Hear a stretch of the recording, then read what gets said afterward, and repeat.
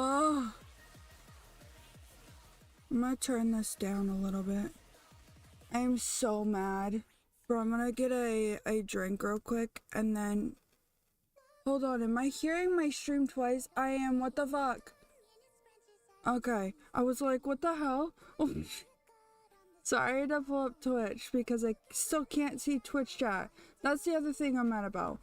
But also, I heard about the Nintendo patent thing today and I'm really mad about that. Let me get a drink and then we'll go to the Just Chatting stream and we'll talk about it.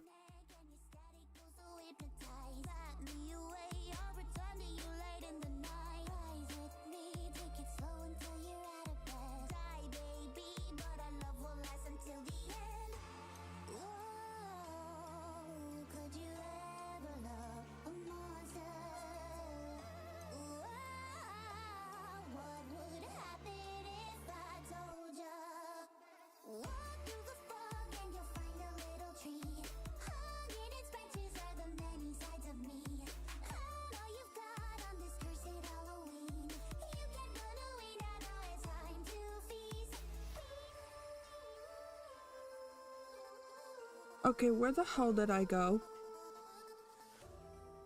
I swear to God, everything was set up yesterday, and now I'm fucking gone, dude. Hold on.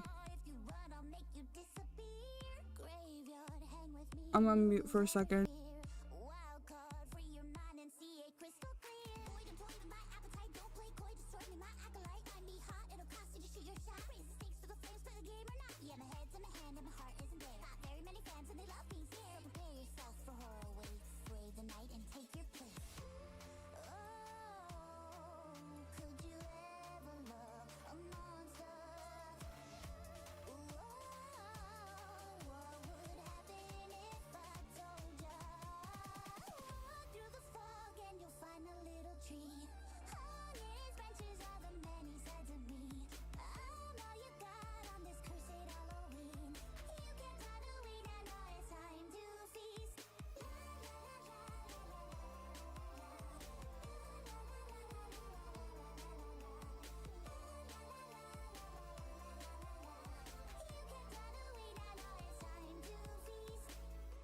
I got myself back on screen, but I had to get... I'm gonna have to delete my old one. I have to delete the old capture that I'm using for VTube Studio, and I don't know why. Every time I log on to, like, I open OBS, it does not work and spout capture moves. I do not know why. Like, what the actual hell? I don't know why. Hold on, I'm gonna switch over to the gameplay screen because I don't know if it'll do that there too. It did it twice yesterday. It did. Where did it go? It's gone. Hold on. I'm gonna do the same thing I did earlier. Take the existing one and move it to here. And then delete the one that I have. I fixed it yesterday or the day before, one of them. And because I spent, I'm not joking, 2 hours trying to like do what the like chat or whatever.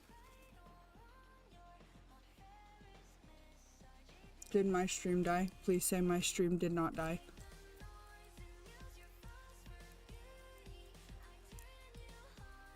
Okay, I was so scared. I was so scared. I saw Twitch go like offline. I was like, what the fuck? Please say I'm not like talking to nobody again. What the hell? I was like, what? No worries. But no, I like spent 2 hours like doing the like little thing with my name on the top over here. This little testing little fuck over. It says OBS reconnected, so let me just check. I'm still live, at least. I don't know. I don't know. I don't know. I wanna check YouTube because I don't know. Twitch keeps saying that I'm like live for like 6 or 5 seconds. I think it might be my internet. I don't know. I really don't know. YouTube apparently seems to be having no issues. I'm gonna drop the Twitch stream because maybe it's because I'm multi-streaming. So I'm gonna cancel the Twitch stream. So if you're on Twitch, here is the link to come to YouTube, because I don't know if it's just because I'm multi-streaming or what, but here is the link. And I'm gonna cancel the Twitch stream. Twitch output should be off, and that's a little scary. Let's refresh that now. That's a little scary. I'm gonna see if my OBS can handle one stream tonight instead of multi-streaming and see how that goes. That's a little scary. That's a little terrifying. And that's a little scary. That's terrifying in its own right. I'm using a new program too. So I've had disconnects in the past where my stream would totally just stop on me, but never OBS just telling me it's disconnecting. So, this is terrifying. Not as terrifying as like it just completely cutting off my stream and then like I don't know my stream has ended, because that would actually happen. And so then I would try and figure out how it happened, but then I don't know how it happened, and so I'd start my stream again and again and again. So yeah, that's happened before.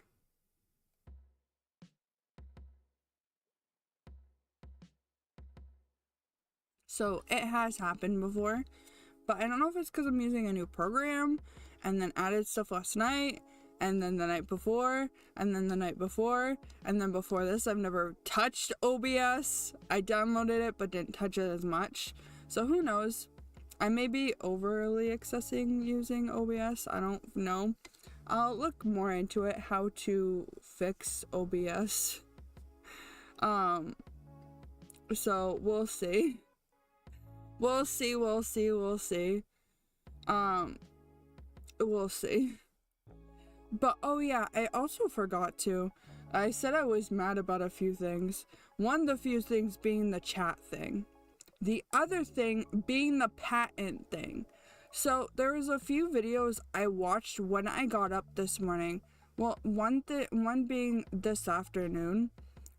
Being Moist Critical's video. I saw it like a few days ago, but I didn't really watch it because I didn't want to get pissed off. The only reason why I didn't watch it. And the first video, it was from this guy. I don't remember the name. I'll see if I can find it in my watch feed. The name of the guy, while we're chatting about it. But the video essentially was trying to explain the patents, but I don't think he did it that well.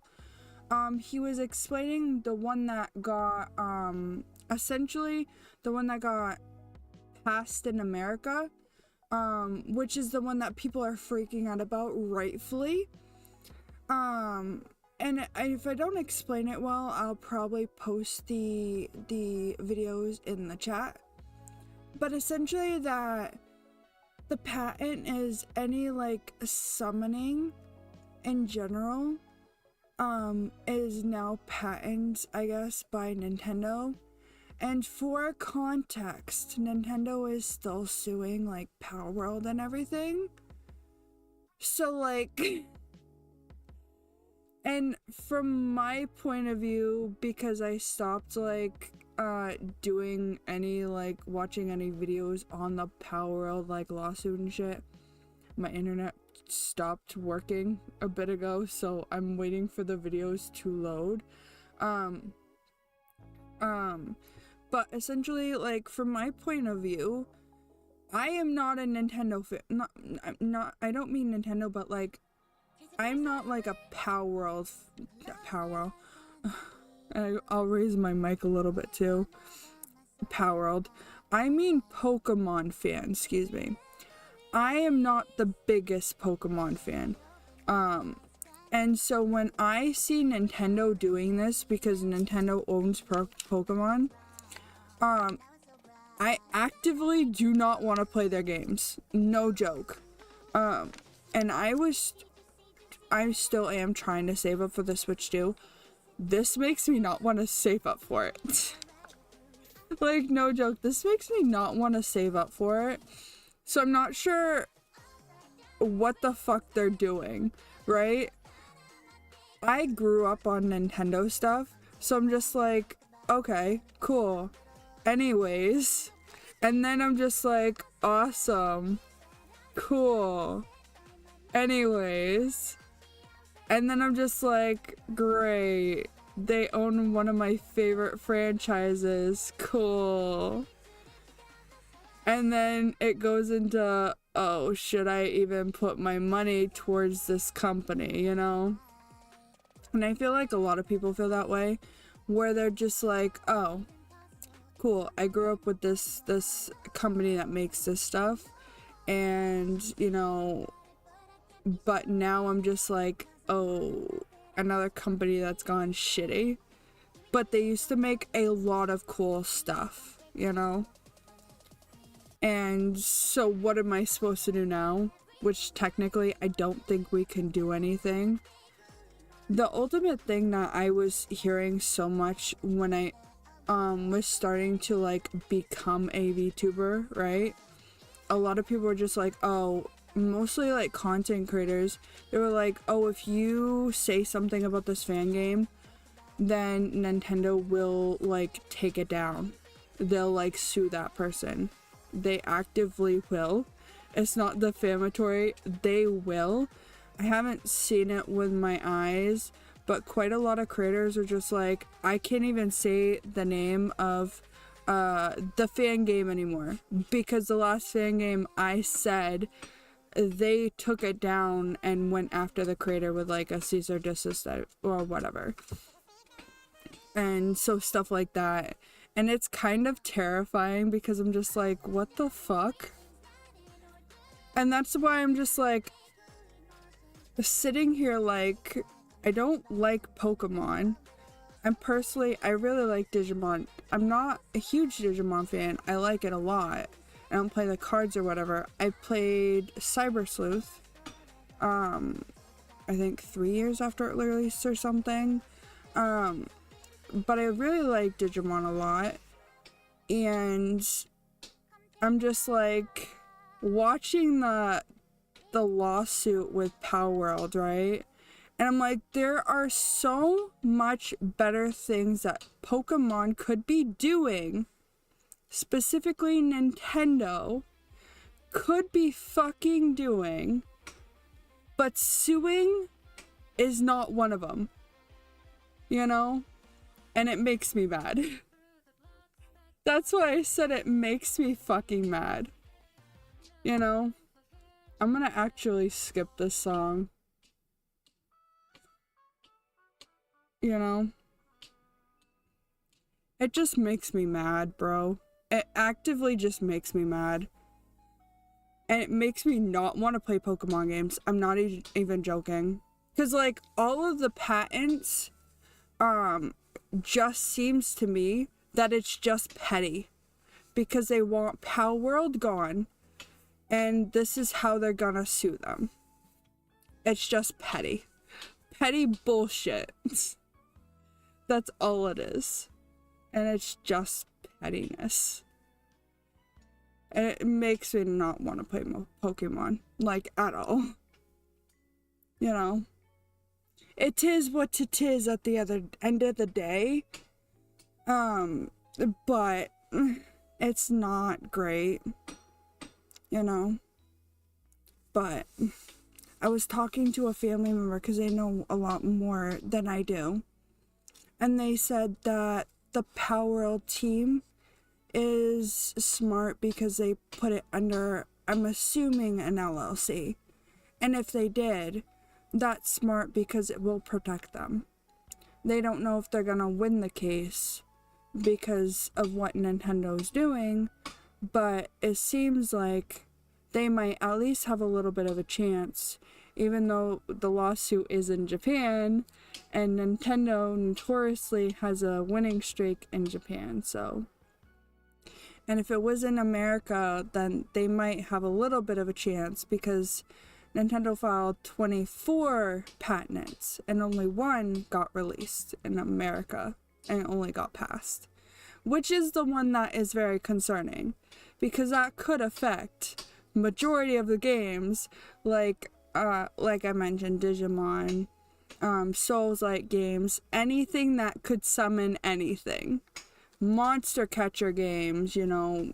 I don't know if it affects like card games or whatever, but like any monster catcher games it could affect, or even just regular games, whether you summon anything. There's a lot more going into the patent. I could not find the guy that I watched, and if I find it, or if my internet decides to work, oh, it did decide to work, at least a little bit, because my YouTube will not load all the shit I've watched today. But there's a lot going into it, and it's interesting, to say the least. Very, very interesting. It's an interesting lawsuit. I don't particularly like it, but it's very interesting. Oh, I found the video. Let me see if I can copy and paste it. Alright, let me see if I can show this. Yeah, I can. Alright, this is the video I watched, so if you want to go watch it, you can.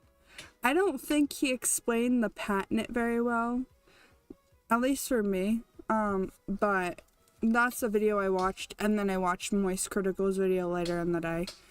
It was very interesting. Highly, highly recommend it. But yeah, this situation is so shitty. Like, very, very shitty. There's another thing that I was talking to my family member about. Because like I said, they know a lot more about this stuff than I do. So I talk with them every once in a while about this stuff.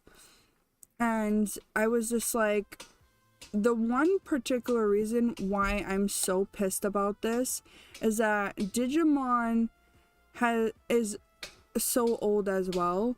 And if Nintendo was so, you know, mad about this shit, then they could have gone after Digimon when Digimon was around. Like, this is why it pisses me off to no end when now they're deciding to patent everything. They had every right to when they started out. There is no reason for them to do it now. That's why it makes me so mad. I don't like video game patents to begin with, because from my understanding, like, there are old patents from people that made video games in the past, from like the PS something or whatever, the old PS Vita or something like that. I never played that. I was like an infant and shit when that was released, so I was never able to play it, and I don't know if I can get my hands on it to play it now. And so like stuff like that, when that stuff was released, stuff under Sony and stuff as well. I can't remember the specific game consoles, but like stuff like that, a lot of people patented stuff back then and never used it again. And you can never use it now. So stuff like that. Stuff that people played in one specific video game because that company decided to patent it, and then now they never ever use it again, and it's lost to time in one specific video game, and you can never use it again. That's why I'm just like, I don't like patents. Because, for example, if it's only allowed in Pokemon, but if someone makes a game quite similar, not even similar to Pokemon, but they have an idea for it, you know, Pokemon could sue them. They now have the right to sue them. And that's why I'm like, no, I don't know. Because now it's not just monster catcher games, it's any game. Any game that in the past used that sort of mechanic. Nintendo has the right to sue them. That is gross. It is absolutely gross, man. It's very gross. I'm gonna turn on my light real quick, but no, I learned about that today and it's so gross. It's so gross. It's so gross. Hold on, I'm gonna turn on my light real quick and then we can watch the direct. I don't know much about the direct. Other than the me game Tomodachi Life or something. I really want to play that. It depends on the price. It depends on the price. I'm gonna say that right now. It depends on the price. If it's like 70, 80 bucks, I'm not buying it. But that and some sort of DLC that someone put in their like thumbnail. They said Nintendo's DLC, this has gone too far or something, and I'm like, what the fuck? And then I'm like, okay. And then I kept scrolling because I was like cleaning and shit. I'm like, I don't want to listen to that. I'm gonna watch the direct on stream anyways. It's like an hour direct. I don't have anything I want in the direct as far as I'm aware. I don't think they're announcing the Splatoon thing anyway, so I don't think they're announcing Splatoon Raiders. If they are, then I might actually scream and ruin my voice, but we'll see. Hold on, I'll be back.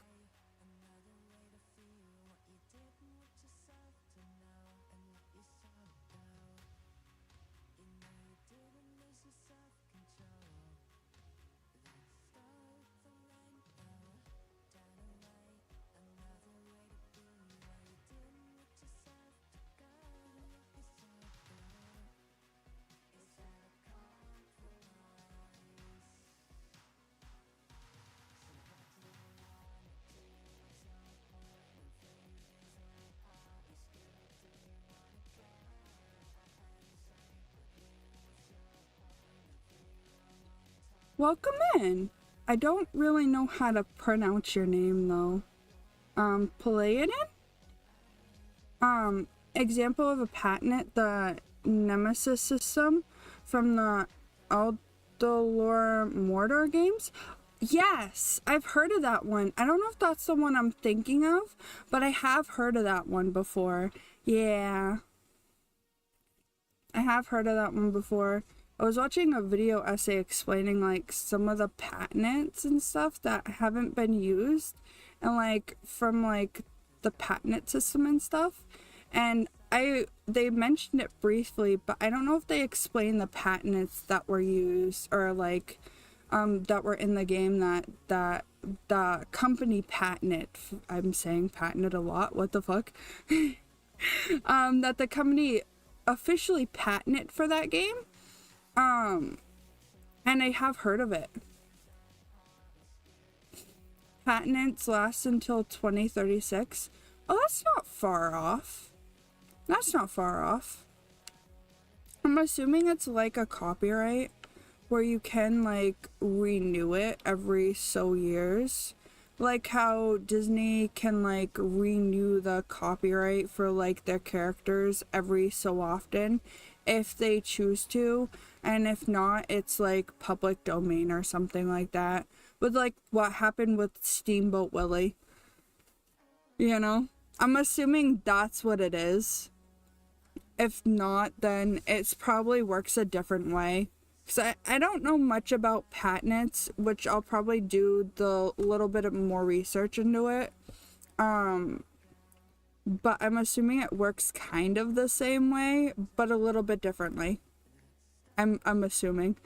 I'm assuming.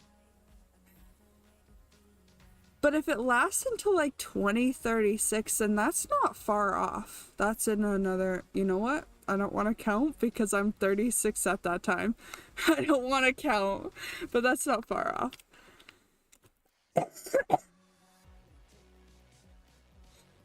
I'm like 25, 26, 27, 28, 29, 30, 31, 32, 33, 34, 35, 36. 1, 2, 3, 4, 5, 6, 7, 8, 9, 10, 11 years. I had to count that for a minute. It's 11 years, that's not bad. But I do not want to think about me being like 36 in 11 years. I'll be 36 in 11 years, that's crazy.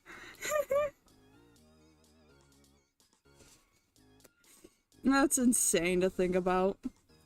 My family member was also talking about like the stuff at our house.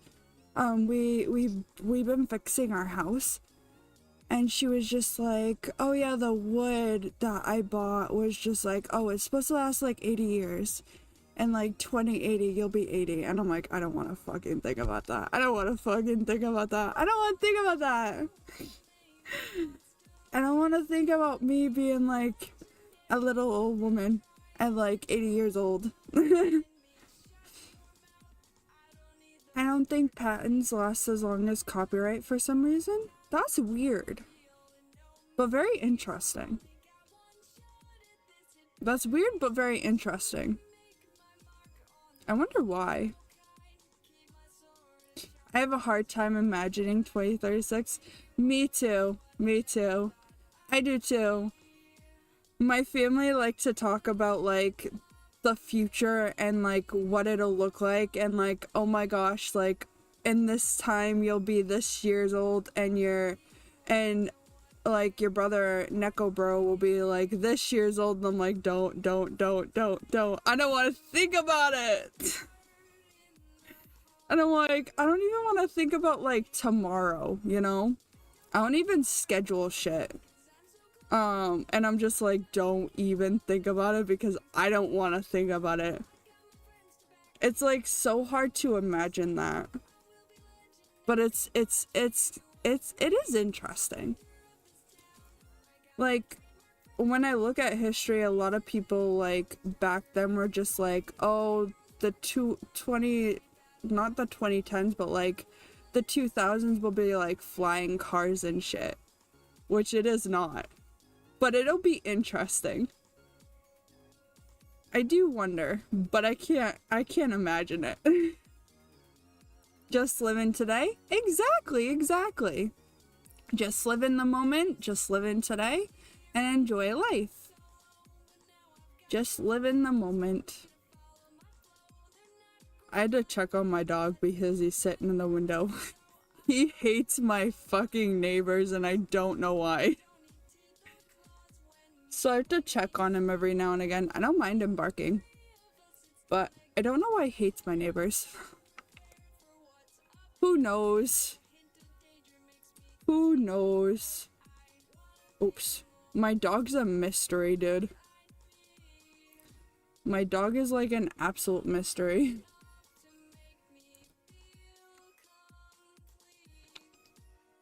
I like Capri Suns, they're good. I stopped drinking soda. Mostly because I hiccup too much. And it's hard to enjoy it when I hiccup way too much. So I have Capri Suns. That and Kool-Aid. I have like a whole box of Kool-Aid by my feet under my desk.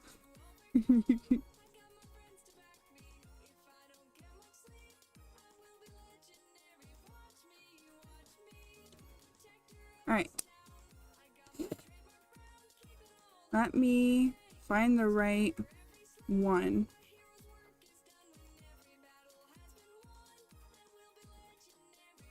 I have to remember that one of my monitors is so big. It's like so zoomed in, dude. Kool-Aid is cheap. Yeah. when my family member was going to get some alternatives to soda for me, they were like, oh, this is quite cheap, let's get some for me.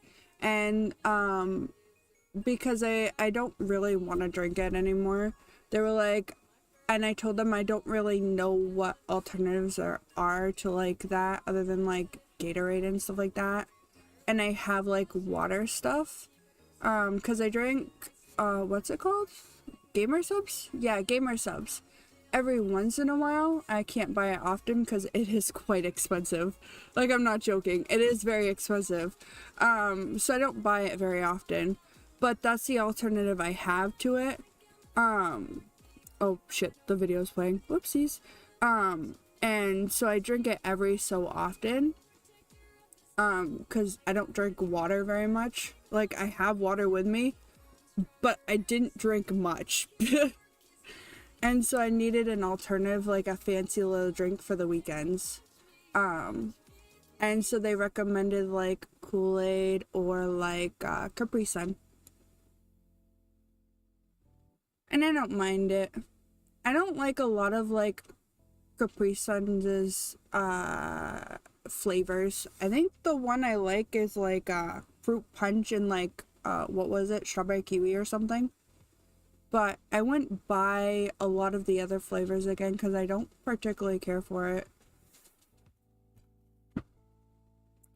And when they went to the store, they said the price is very cheap for what it was, which I don't mind. Stuff is so expensive. Don't like coffee? No, I actively cannot drink coffee. Like, no joke. I cannot drink coffee for the life of me. When I drink coffee, I end up coughing because I have a VNS in my throat. It's like a medical device, and it's for my epilepsy, and that for some reason gets triggered by my coffee. Like, if I drink coffee, it goes off, and I end up coughing so much. And I don't know why, because I'm not having a seizure or anything, but it just goes off. So I'm not really sure. It just gets annoying. And then I don't get hyperactive or whatever, but it's just, I end up coughing. And so my alternative to coffee is, I drink a fuck ton. I almost tripped over my words. I was gonna make a funny little joke, but I almost tripped over my words. But I drink a fuck ton of like hot chocolate. I'm not even joking. I drink a fuck ton of hot chocolate. Yeah, I drink a fuck ton of hot chocolate. So I'm living off of sugar as a joke. Like, no joke. I'm living off of like pure sugar. Like hot chocolate. I was finally able to have some because the weather is cooling off, but I haven't had some in such a long time. And the way I drink hot chocolate is kind of like coffee. I'm not even joking. It's kind of like it's kind of like coffee. I put 3 things of like hot chocolate, like I have like 2 Keurig packs of hot chocolate and then a big one, and then I put creamer, lactose milk, because apparently I'm lactose intolerant now, and my body decided it does not like milk. It decided it hates milk in the middle of this year. So that's awesome. And the lactose milk is very good. I like it. But it decided it hates milk now, so I put a little bit of that in it. Not a little bit, a fuck ton, but still. And then I put creamer in it. A little bit of creamer. And it's very good. It's very good. It's very tasty. It's very tasty. And now I cannot have hot chocolate without creamer. I used to work with these people, and when I told them what I drinked for hot chocolate, they told me that, holy shit, that is so sweet. How the fuck can you drink that? That is crazy. And I'm like, it is so good. It is so good. And I'm like, I can't drink hot chocolate without creamer now. And I'm like, that's crazy. That's crazy. So I kind of live off hot chocolate. I kind of live off hot chocolate now. Yeah. It's very tasty. It's very good. Yeah. It's very tasty and very good. Very tasty and very good. I wish I could have a little bit more hot chocolate than I usually do, but the weather's been so weird. Like, right now, you can't drink it black? No, I can't. So, the stuff that I can have is very limited, especially when it comes to coffees and teas, because of my medication. Black coffee, I cannot have. I can only have decaf. And when I had decaf, I was just coughing so much. And when it comes to teas, there are specific types of teas I can have. And the only time I have teas is when I'm sick. Mostly because I don't like it that much without honey. And there are only specific types of teas I like. And I still haven't figured out which one I like because I don't like tea in general. So I kind of force myself to drink it. And I'm just like, okay, I have to stay away from this one, this one, this one. The only one I remember for tea is chamomile. I cannot go near chamomile at all. And I know the other one is like sleep teas. I cannot go near at all. Mostly because of like it's medication related. It's medication related, and a lot of stuff that I have to stay away from is medication related, unfortunately. So I cannot go near it. And that's okay with me. This is what I've done like my entire life. I could not drink coffee until what? I think 18, 19? Something like that. And then I think I was able to drink tea. I think the same year. But I had to stay away from specific teas. I think.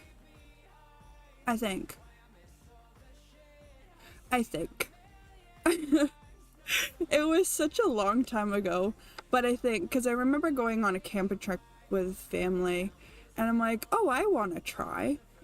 And Neko, my mom, was so hesitant to like let me try because of like past medical history and stuff.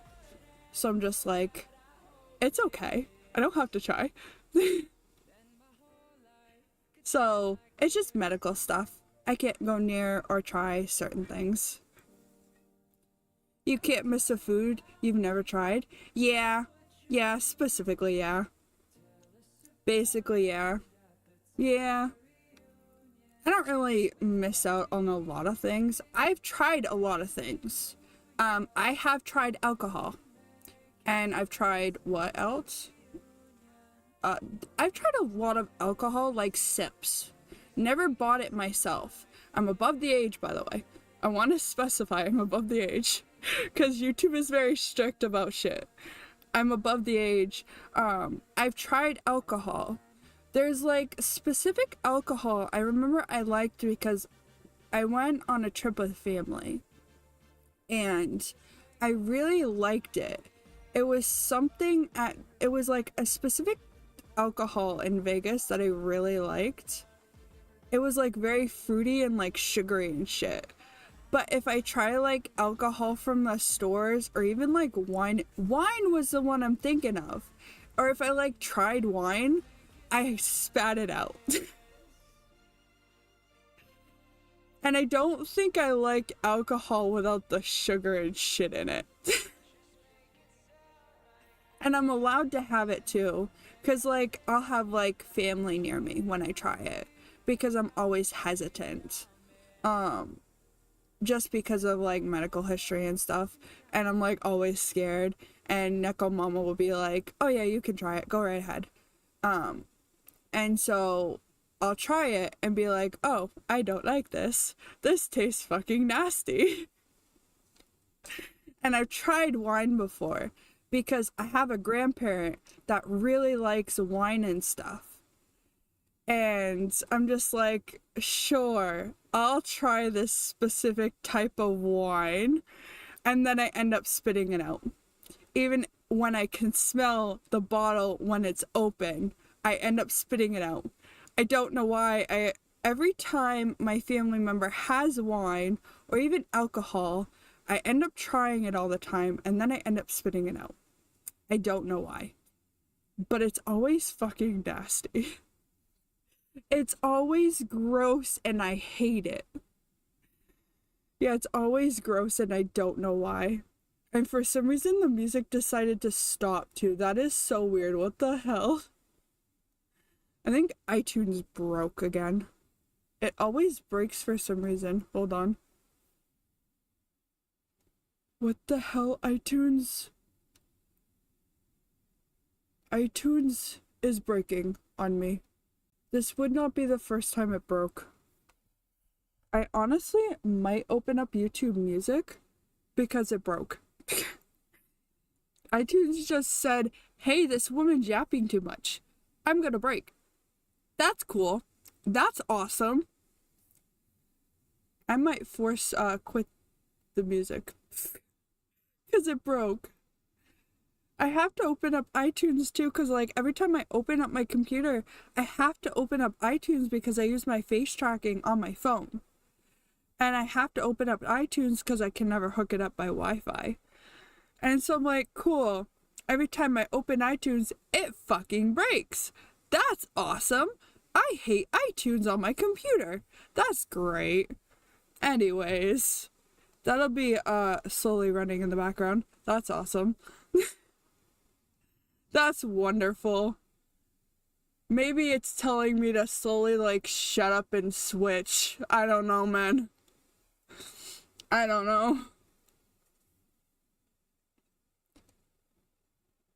Maybe it's telling me, hey, shut up and switch to the react part of the stream. I don't know.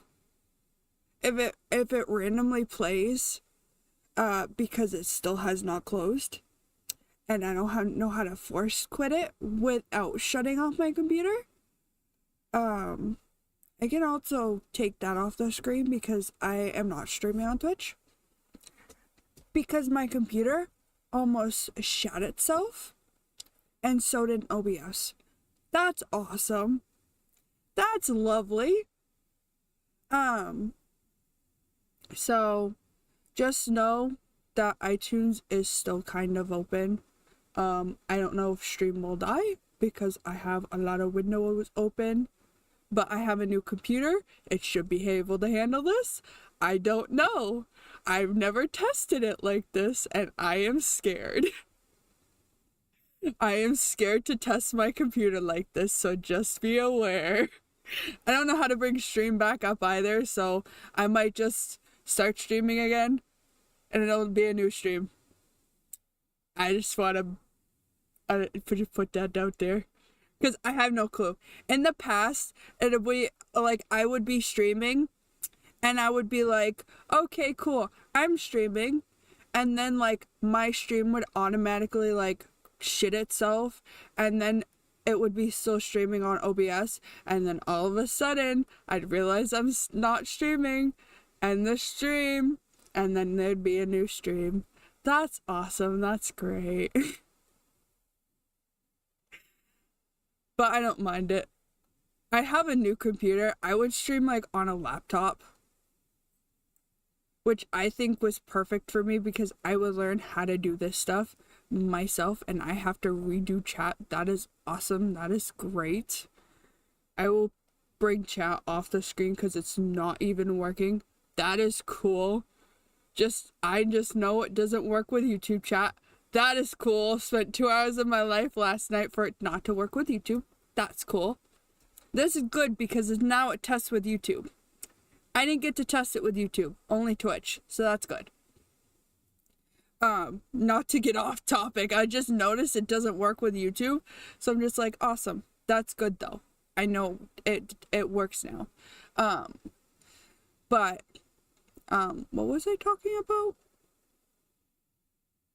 Hold on, what the fuck was I talking about?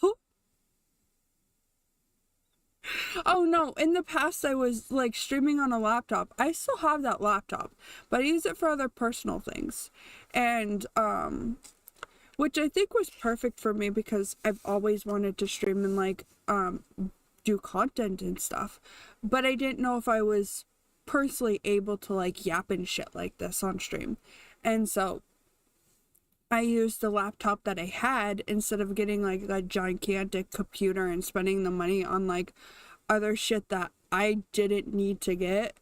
And so I used the stuff I had, and I used that bitch until it died. It still works, but that bitch runs slow. That bitch runs slow. But it still works. Like when I say it runs slow, it runs slow. Like I think it's at its limit. I think I ran it to its limit. But it's good because I know I probably can do it if I wanted to.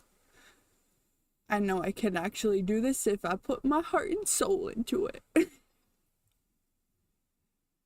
Which is good. Now I just gotta figure out how this shit work again. I think it's this one. Run it till it's wheels off. Run off? Exactly. And that's how you learn too. I used that laptop until it was almost like dead. And I taught myself everything. Like all the stuff that I know now is all the stuff I taught myself with tutorials. Like with VTube Studio and stuff too. There we go. Oh, that bitch is, that is huge. Hold on. So like, I think that was perfect for me because, sorry, I'm still kind of sick.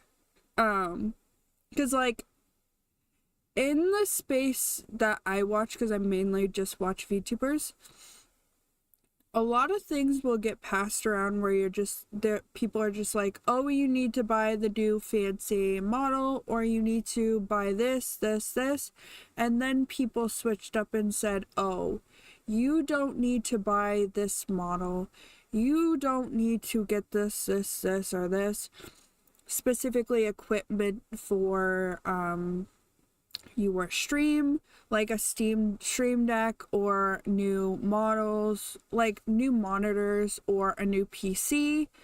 A lot of people now are just like, you can just stream what you have. You don't specifically need a model, you can just stream with what you have. And if you want a character on stream, you can. Which is true. Which is absolutely true.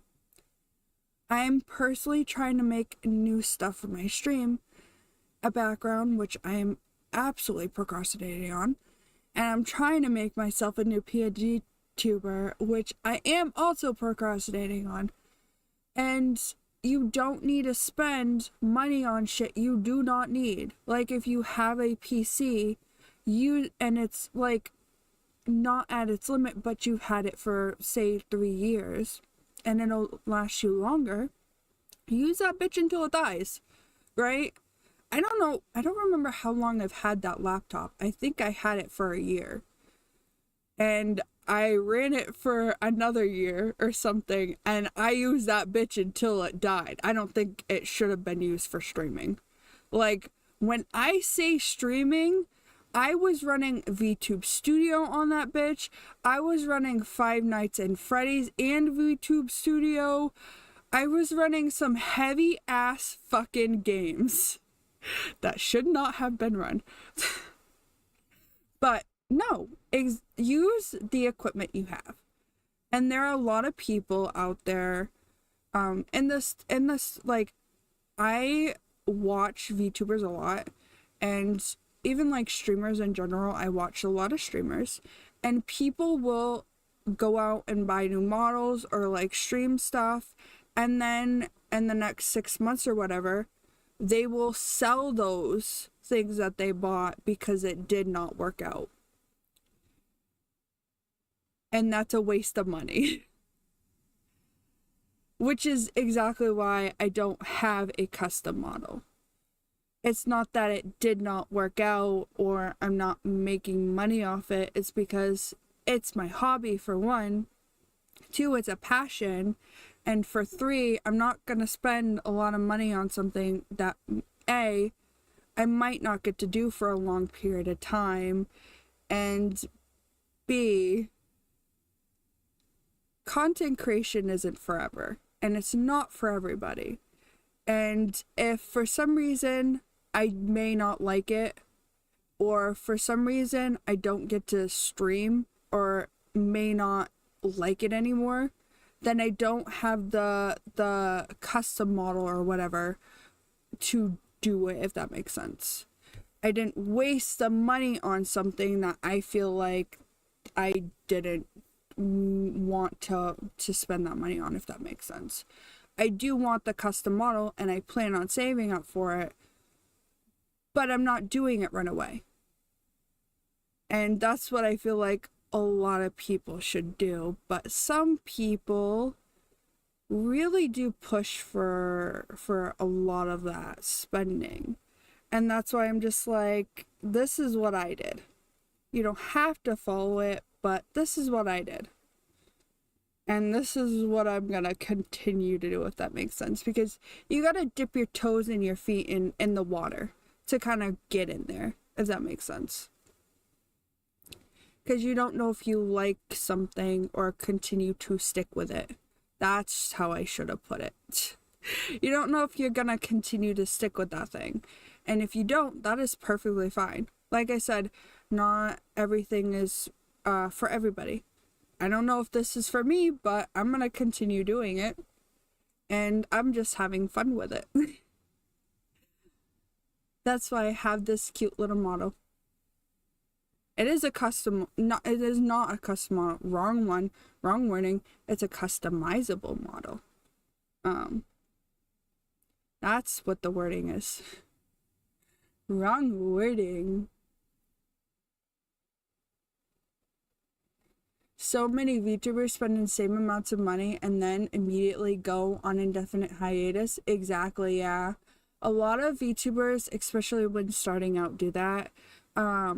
And it is insane. Some VTubers do spend their money, and some VTubers, when they go on hiatuses, there are plenty of VTubers that go on hiatus for different things. But there are some, when they start out, that do spend the money. There are a lot of others that, for example, I don't watch them, but I've seen like content creators that start out like using their face, or even start out maybe 4 or 5 years ago, and then they just start getting a model now because they started saving out. That model looks like your art. Thank you. It isn't my art. The credits are in the description if you want to go check them out. But thank you very much. It's the type of art style I really personally like. It's a chibi art and I really like it. But yeah, that's what I've seen people do. There are different people that do different things.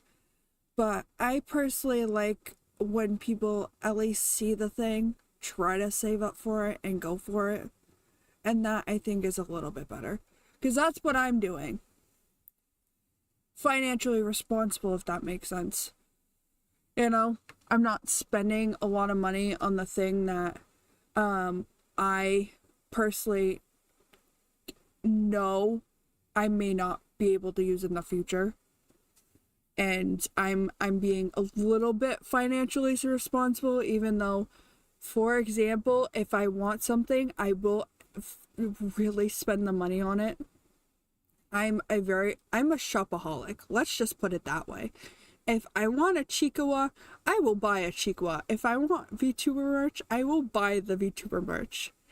I am a shopaholic. I will buy the thing. I will get the thing. But with something like a Vtuber model, That is a little bit out of the reach. It's like, I almost don't want to explain it this way, but it's almost like a Switch 2. It's almost like a Switch 2.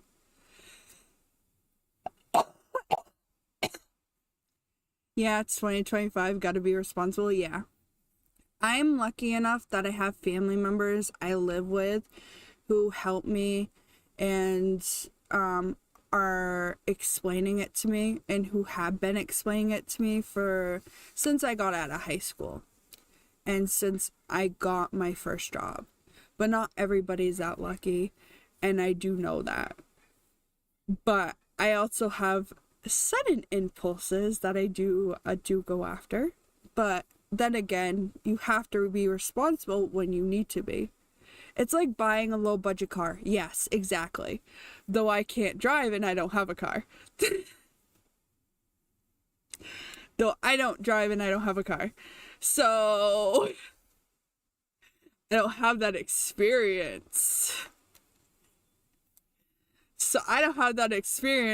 But I know what it's like to go shopping for a car. But I don't have a license. I have an ID, but no license. So,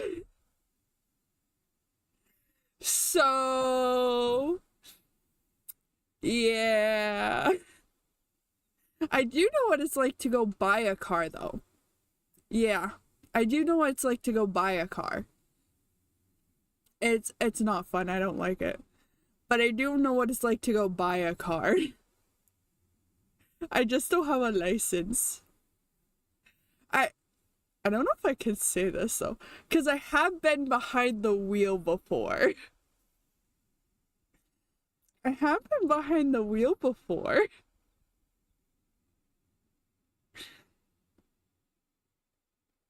I don't know if that's okay to say on stream, like, actually.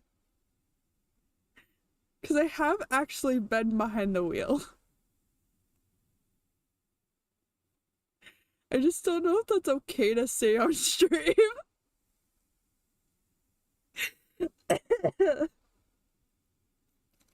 You know what? It's okay.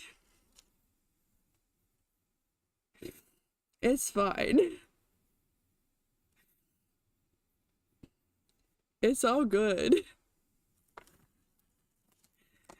I like there's just no music and I'm just like, hey, I've been behind the wheel one time and I have no license, so it's a little bit more ominous. Your uncle let you drive a car at 12? No, I wasn't young when I drove. I wasn't young and I don't have an uncle. I was of age when I tried to, my family member let me try teaching me how to drive. Because what happened was I was trying to see if I was able to drive. Because this is another medical thing. I have epilepsy, and I was trying to see from my doctor if I was even legally able to drive. And so my family member was just like, even if you aren't legally able to drive, you should know how to stop and start a car, just in case if you're out in the middle of nowhere and you're like, say you're with a friend and you guys, you know, need help and you need to get somewhere real quick and your friend is like gone or out of service and you need to get somewhere. You may not have a license, but you need help. And so they were teaching me how to at least start a car, how to use the, I forgot the what's the two buttons at the bottom again? Like the pot, shit, I'm using game references. Shit. The two pedals at the bottom of the car. It's been such a long time since I've even started a car. Excuse my game references. And all of the, like, even the shit, even the thing to, like, put the car in park, right? And they were like, just in case if shit goes sour, basically. And so I was at, my family member took me to work, and they were like, here, we're close to your work. Yes, the gas and the brake, thank you. So my family member took me to work, and they were like, this is close to your work, nobody's here, let's teach you how this works. So they put me in the front seat and showed me how it works. And I got to learn how to drive. I didn't do a bad job. My family member told me I did not do a bad job. And so for the next, few days, we went there and they showed me how to drive. I actually got to drive a car for a few. So yeah. Yep. I was above the age. I was like 21 or something. But I got to learn how to drive a car. It was very interesting. I was scared as shit, but it was interesting. It was very, very interesting. I don't think I want to do it again, though. It was interesting, though. Yeah. That's how I learned to drive a car. It was just like, if shit goes sour and you need help, basically.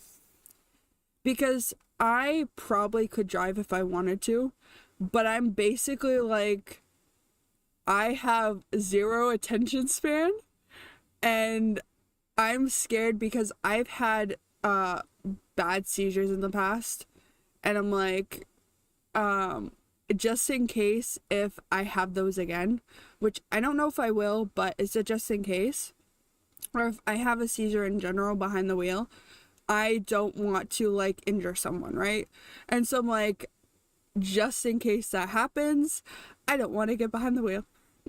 And so I'm like, I would rather not get a license and, you know, accidentally injure someone on the road. And so I don't have a license. But I know how to start a car.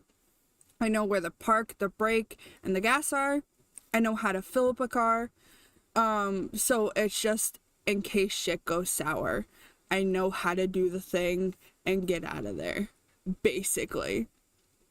Though my family member that taught me is into crime and drama and stuff, and like police and stuff like that, and like cop cams. So they were more explaining to me like, oh, in case you get kidnapped, or, you get robbed, or someone takes you, or basically the horriblest shit you could imagine. More like kidnapping and stuff. And you need to steal the car, basically. And I'm like, what the fuck? What the fuck? Emergency situation driving? Yes, that right there, yeah. Yep, emergency situation driving, basically. I was taught at 21, so like 2021. And I have not been behind the wheel like that in a while. I know my family wants to do it again, but we're so busy and we don't know the right place to do it. So it's basically an emergency situation. Yep, it's an emergency situation type of thing, yeah. And I'm scared to get behind the wheel and actually get my license because I have epilepsy, and I could, if like, for example, if I don't take my meds for a certain specific time, I could actually end up in the hospital and stuff because my meds stop me from having seizures and stuff like that. And that's what the VNS I have, or the vagus nerve stimulator does. And so that's what that does. Your family member is a cop? No. My family member, she watches like cop cams and stuff, and she likes all of the cop cams and like podcasts about like all of the murder stuff and stuff like that. And so she was just like, oh, in case you get kidnapped and stuff like that. She is really into those. She is really into those. She's into like a lot of drama, murder, stuff like that. She likes those a lot. She likes those a lot. she likes those a lot. All I can like explain it is just like all those murder mystery podcasts or like cop cams. Is she a survivalist? Nope. She is not. She just likes listening to those when she sleeps, and I don't know why. Like, I'll be on vacation with family, and sometimes I'll have to sleep in the same room with her. And I'm just like, okay, I'll have to listen to this when I sleep. Cool. And then I'll just sometimes hearing, oh, this guy murdered this person at a specific time and date. And then screaming happens at the middle of the show, and I'm like, cool. Anyways, I'm gonna hear nightmares when I sleep. That's awesome. That's great. Though I don't share the same room with her as much on vacations. Mostly me and Nekomama do. And so, but she likes those a lot. She's not really a survivalist. The best explanation I can give is, this is what she told me. She was just like, oh, if something happens to me, I'm gonna know it because I watch these shows, and either I know what I can do in those situations, or I'm gonna know what they're going to do to me, basically. And I'm like, that is very morbid, but kind of fair. I don't know. I really don't know. She has no right, no fun hobbies. She has hobbies. She just doesn't do them very much. Basically, she doesn't do hobbies that much. But she's maybe starting to get back into them. I don't know. I don't really know. But that's what she's that's what the explanation she gave me was. Hold on, I'm gonna go get some tissues and blow my nose because I've been sick, so my nose has been stuffy again. So let me be right back. I want to play some music for you, so I'm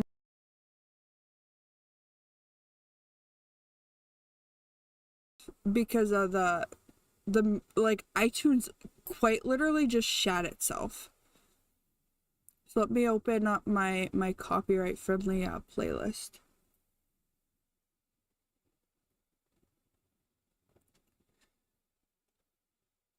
Let me open up that. I thought the murder kidnapping stuff was her hobby. I don't know if it's her hobby. She just likes watching and listening to it. So I don't know if it's her hobby.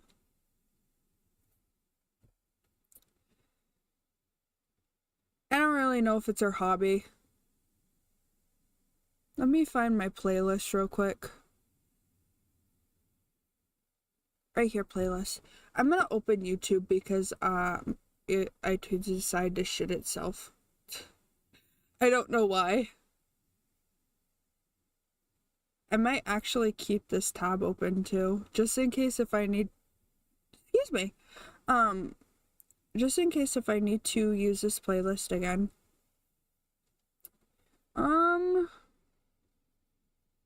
Why is looking for playlists on YouTube a fucking nightmare?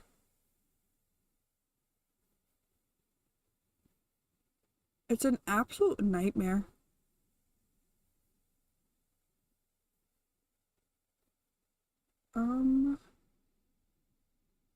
Library.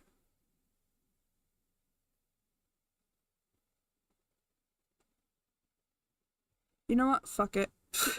You know what? Fuck it. Let me just do this. This is just so much easier.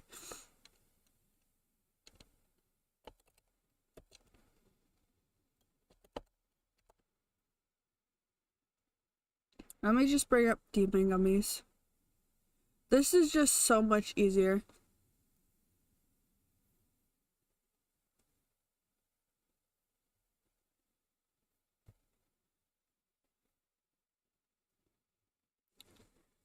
Open window capture again.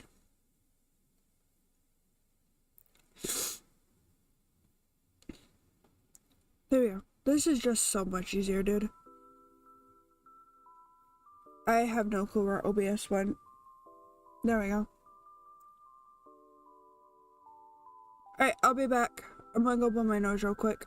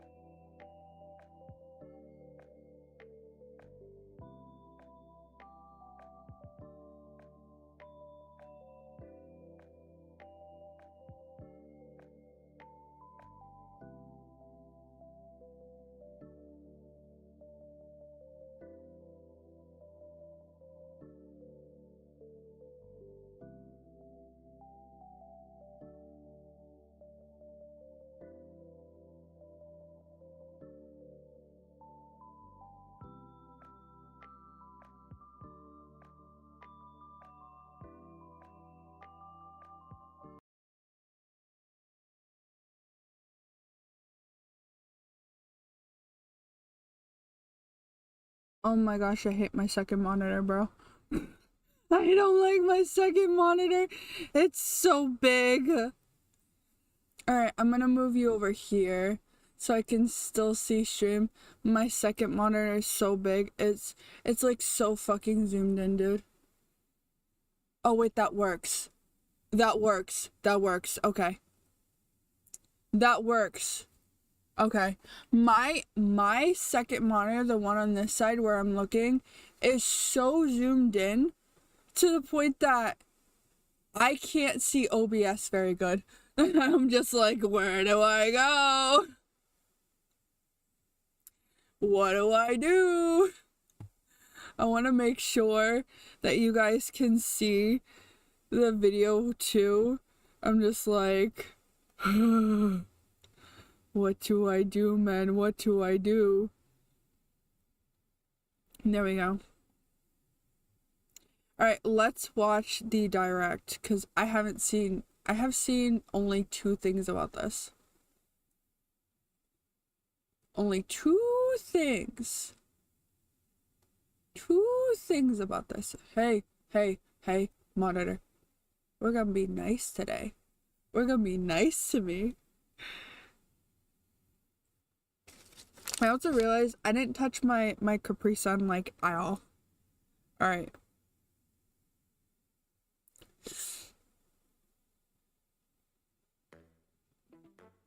Is it working? Yes, sir.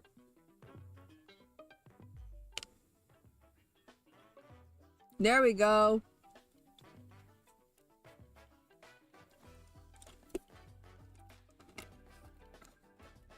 I don't know what they're gonna do though for the direct.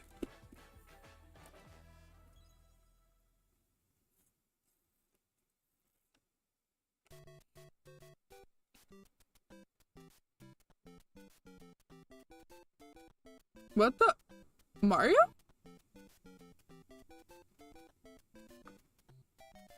Wait, is this the concept art for Mario? This is cute! Mamma mia! It's a Mario. Oh, it's his 40th! Hello, I'm Shigeru Miyamoto. We'll start today's Nintendo I forgot about that! anniversary. Oh shit! September 13th marks 40 years since the launch of Super Mario Bros. In Japan. We got I forgot about that. Thank you all very much. The Mario games have been I remember playing that on the Wii as a kid. That's crazy.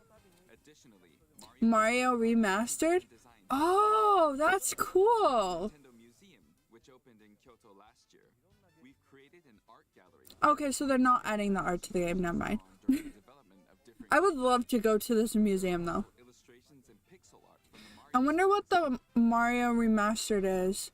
If they're gonna add stuff to it, The ticket then that's not bad. However, if it's just a anniversary like this like kind of quote unquote remastered of an already existing game and not adding anything or doing anything to the game, that's a little bit, of that, earlier in May, following Japan I and don't know. Hollywood, opened the third Super Nintendo World theme park at Universal Epic. I want to go to this so bad. I am going to this, but I wanna go now. Like, I'm going to this and I'm so happy I'm able to go to it because I'm going on vacation with family. I'm just like, now. I want to go now. Because, like, when I was booking tickets with family, you can only book one day. One day. And we were going to do 2. But you can only do 1 day. For, like, the whole, like, park itself, for, like, the like, whole new park that they have in Orlando.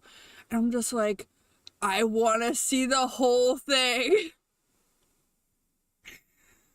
The only thing I want to see is this one itself, like this particularly. I don't care about anything else. I just want this.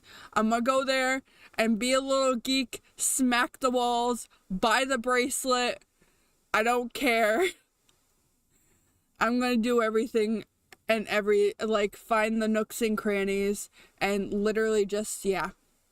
But, like, this is what I want to do. And I'm excited to go. I highly doubt I'll see everything because you can only buy 1 day tickets. But I'm like, I want to go now. Like, I really want to go now. It's really cool looking. Yeah, it really is. I tried finding footage because I've been eyeing this shit since it opened in Japan. And then when it opened in Hollywood, I was just like, I really hope they put one in Orlando. Because my family has never gone to Hollywood. I hope one day we are able to, but we have never gone to Hollywood. We've been to California once, but we have never gone to Hollywood. And I don't think we will. So I was just like, I hope they open it in Orlando. And the minute I saw it, I sent it to my family because we always go to Orlando for vacation and stuff like that. Specifically, like, we like Disney a lot. And Orlando is where I went and I grew up going to. And so I was just like, I want to go here. Is anybody willing to come with me? I will pay for everything. I did not get to pay for everything because we are going on a separate vacation and adding it to the vacation. And I was like, well, shit. And I was just like, well, fuck. But I'm just like, this is what I want to do. And apparently we're looking to go again sometime when they're not having just 1 day tickets. I haven't seen any footage of the park, like, at all, besides the animatronics from, like, what's the park called again? Like, there's 5 different areas from what I've done the research on, but there's one specific area, the Islands of Berk or something, and everybody's really immersed on, like, the animatronics, which are very, very cool. But I'm just like, what are the footage in the monsters area and, like, this area, and, like, what are the rides you can ride and stuff like that, and I haven't seen any footage of anything besides, like, the animatronics in the Islands of Berk. but I really want to go, like, as of yesterday. I really do. But I have, like, almost a month until I can. And I'm like, take me on that plane and take me now. I could have gone, like, yesterday, dude. But I really want to go. I've been eyeing this shit since it opened in Japan, and I really want to go to the Japan one because there's a lot of stuff there that looks really unique to Japan, and it's just really, really cool. I could talk about it all day, dude. It's really, really neat. Universe in Orlando, Florida. We hope you can experience the world of Bro, I want to go. I really do. Next is more news about Kyoto. We'll be supporting Oh, isn't Kyoto having a... Never mind. Different thing I'm thinking of. Since its inception in 1985, the Super Mario series has been running for 40 years. I'm thinking of the Pokemon thing that they're doing in Kyoto. Himself is cheering on the runners, I'm not really into Disney stuff, but I want to see the Mario stuff. Yeah, I do too. which has the Nintendo logo. My family's just really big on Disney, so we've been going since I was little. My family's like huge into Disney, so I completely understand that. Spring. Please take a look at this. Excuse me. What is this? Mario movie? Huh?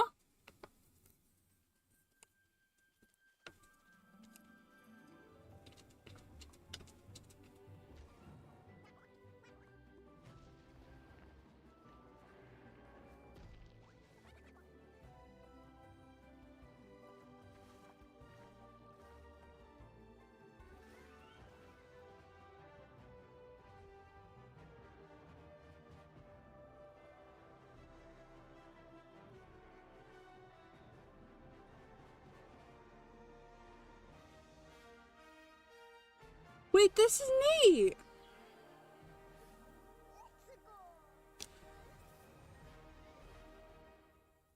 Wait, okay. I've never played Mario Galaxy at all. So, this is new territory for me. I've never played the game. Isn't Mario Galaxy where... Oh shit, and I'm blanking on the name. Luna or the turquoise... I forget her name, but the turquoise princess that is, like, related to the star or something. Yeah, the star at, like, the end of this. I forget the name of the princess. This star, I don't know the princess's name, but the girl that's related to this star, isn't she from that game? Because I know nothing about Mario Galaxy. I don't know anything about it. So I'm just like, hey, that one princess. She's like blue green. Yes, her. That's the one I'm thinking of. Yeah. Okay, so she is from that game. I don't know. I've never played this game. And the only thing I know about her is Mario Kart 8. I've only played Mario Kart 8 with her in it. And then that one Sonic Olympics game.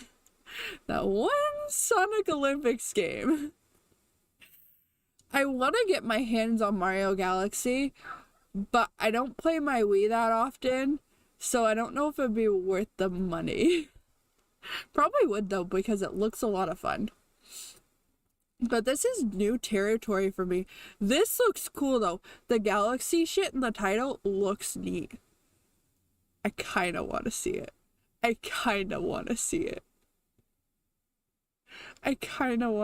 This is cool. That star is cute.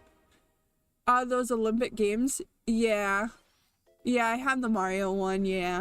And Illumination are producing together is the Super Mario Galaxy movie. April 2026. My phone's in front of my screen, so I can't see. This movie will be the main event of the Super Mario Bros. 40th anniversary.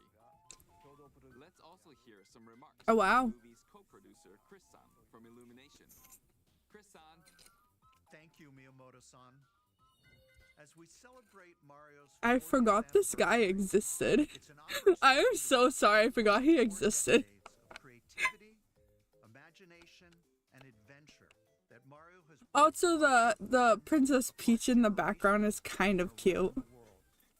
From its groundbreaking world building to its iconic characters and unforgettable music, the Super Mario Brothers have left a lasting impact on the very fabric of our culture.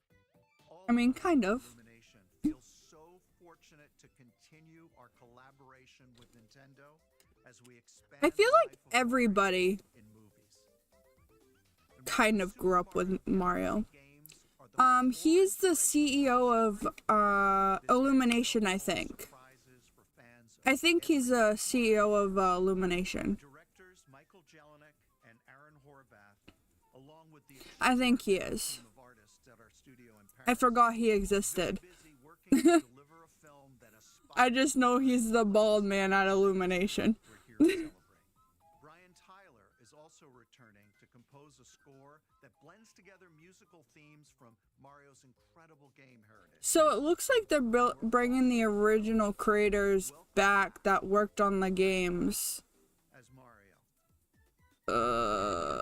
Joy, He didn't do a bad job though, but he doesn't voice characters that well. Chris Pratt doesn't do that great of a job. Bowser, Okay, I want to say one thing about Jack Black. One thing.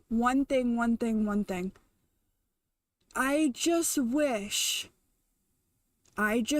people would stop giving Jack Black roles that do not suit him. He does really well as like Browser. Like he does really well as Browser. But like for example, the Minecraft movie. He did not suit the role as Steve. He does not suit that role. Chris Pratt is an action movie guy. Yeah, he is. I like the what is it? The Jurassic Park action action movies. Like the live action movies. At least some of them. The first two I really liked, even though the second one scared me shitless. And I think he fit that role a lot. Yeah, the Minecraft movie. Yeah, I wanted to see it in theaters with my grandmother. But then I was just like, I don't know if I want to take her to that, right? Especially what people are doing in the theaters. And so I saw it, I can't remember the streaming service, but it was available on a streaming service that I have. So I watched it and it pissed me off. I don't know if it was because I was sleep deprived or what, but I was extremely pissed off because I told my family member that if I thought too much about what they were doing, for example, the crafting, pissed me off extremely. I was like, if I think too much about it, I'm going to be extremely pissed off. So much to the point that I'm not gonna like the movie at all. So I have to turn off my brain and not think. I did that and I still hated the movie. And like I said, I like Jack Black. I like what he does in specific things that fit him. I think what Jack Black said, even before the movie came out, did not help. I believe what he said was this movie is specifically aimed towards kids and not the adult audience or something like that. And that a lot of the roles that he will be playing moving forward are specifically targeted towards kids or something. That did not help the fact that a lot of the roles that he is given do not fit him. I feel like the only, and I don't want to say the only reason, I feel like, my personal opinion, the only reason why he is given them is because he has built up this career over time, and he has, I don't know if this is the way I should be saying it, but he has this reputation on him now because he built up that career. And because he has that reputation on him and that belt, people are just like, oh yeah, we want Jack Black on our movie instead of someone else that could fit that role. Like maybe some small actor or actress that could maybe present the role better, you know? Even if, like, because the writing was so bad in Minecraft, maybe even if the writing was better, maybe the actors and actresses could probably have the roles a little bit better catered towards them. But because of that, Jack Black was probably on the belt and they probably didn't care. I don't know. I'm just saying shit at this point. So who knows? But I just feel like it didn't help the movie at all. Little kids were also getting upset that things don't work like they do in the game. Wow. I wouldn't be surprised. Because you know what? Little kids also play the game.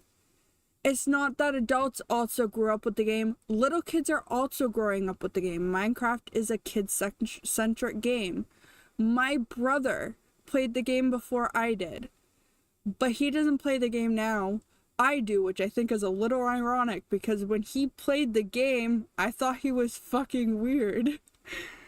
Which is ironic because I love the game now. So, and he has no, I don't know if he knows the movie is out or even is made into a movie, right? But I think it's personally ironic for me and it's kind of funny. But I would not be surprised if, like, say, a 10-year-old went to see the movie and they played it for, like, since they were 5. And they went to see it with their friends and they were personally mad, right? I would not be surprised. I would too, right? I would be so mad. I was a Build-A-Bear kid growing up, and if they made a movie based off, like, Build-A-Bear and stuff that I was into growing up, I would be personally mad too. So I'm not gonna be surprised about that.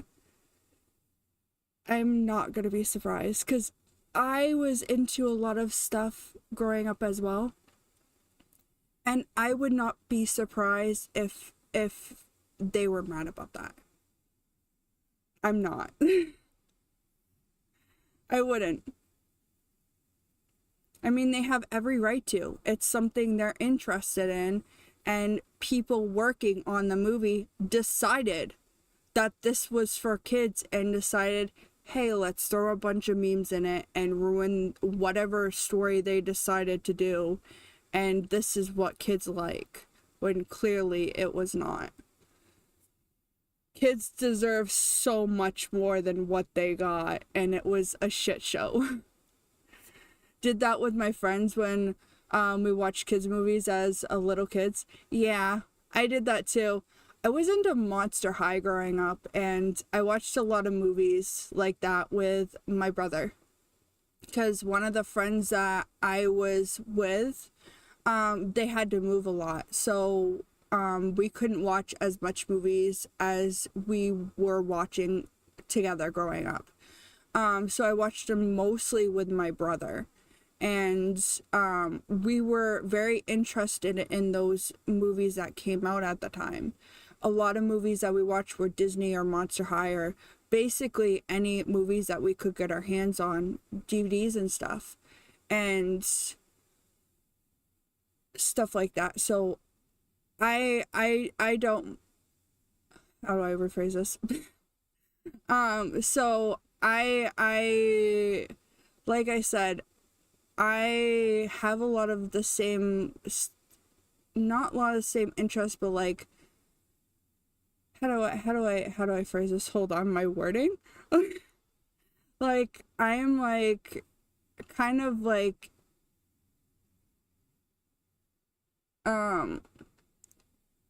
not in the same boat, but like I do understand, if that makes sense. Though I don't have any family members that are little.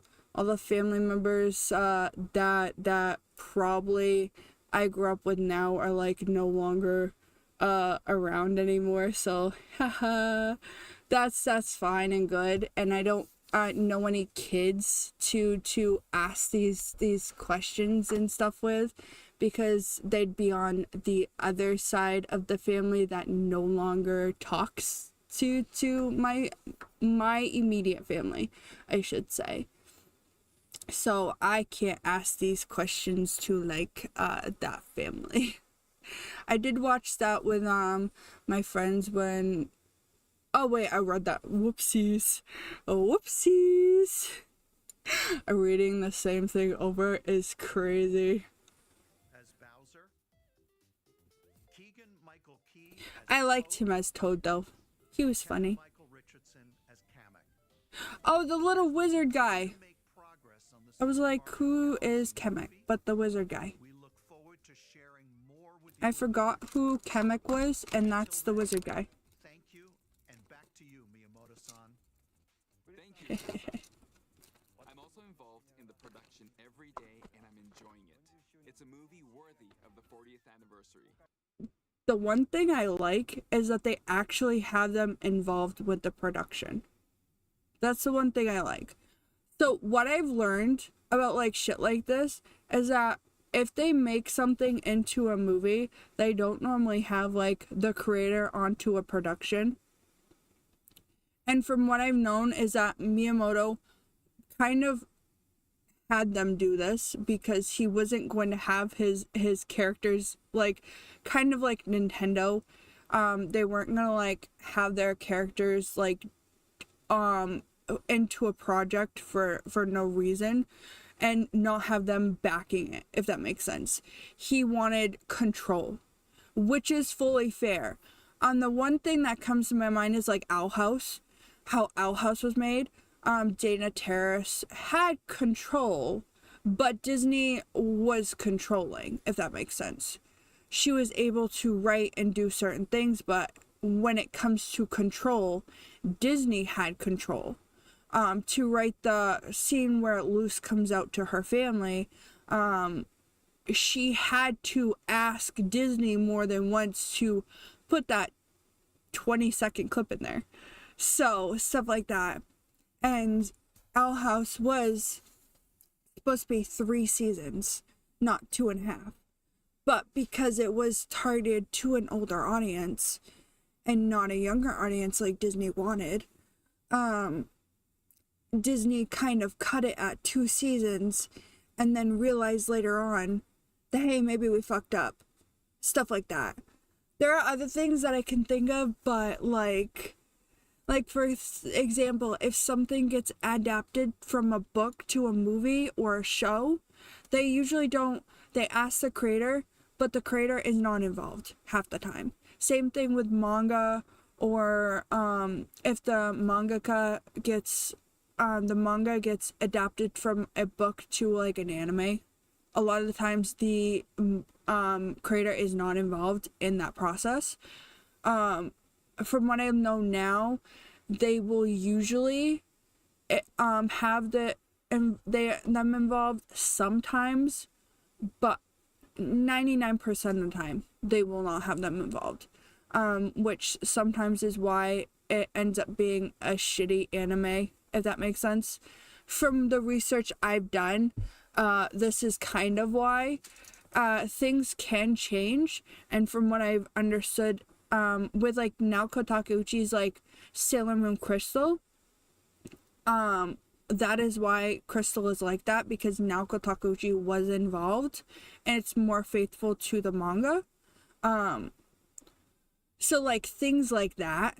And so like that's why I'm just like, this is good, because if the creator is not involved, people that don't know the original source get involved, and it ends up being shit. It ends up being shit. But then again, it's Nintendo. It is Nintendo. They The Cowboy Bebop Netflix show? Exactly. Yep, that. Any Netflix show that doesn't have the creator involved? Exactly. Yep, that. Like, think of the One Piece Netflix show. That is a good adaptation from what I know. I've never watched One Piece at all.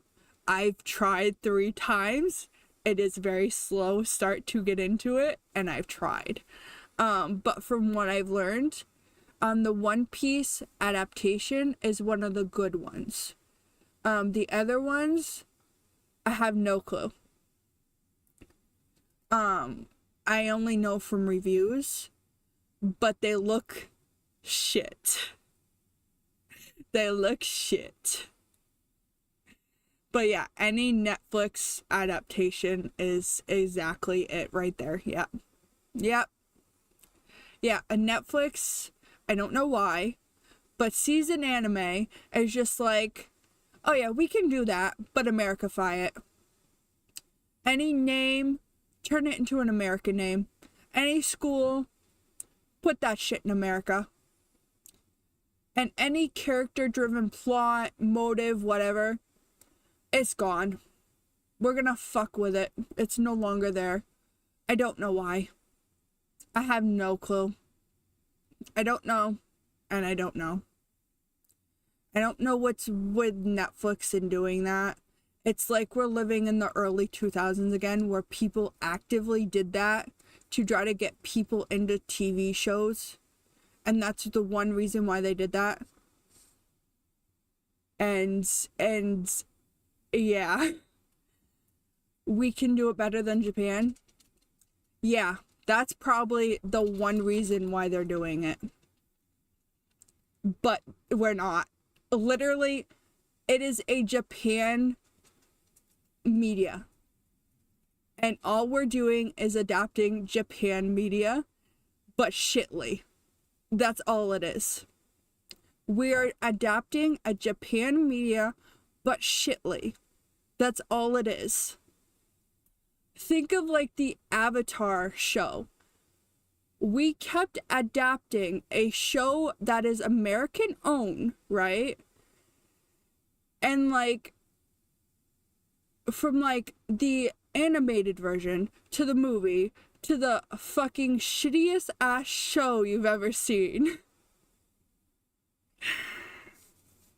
Like, and I don't know why they have that like, we can do it better than Japan when we can't even make our own good fucking media. I don't know why. Like, hello? We can't do it better than America. Hello? We can't do it better than Japan when we can't even do it better than ourselves. Hello?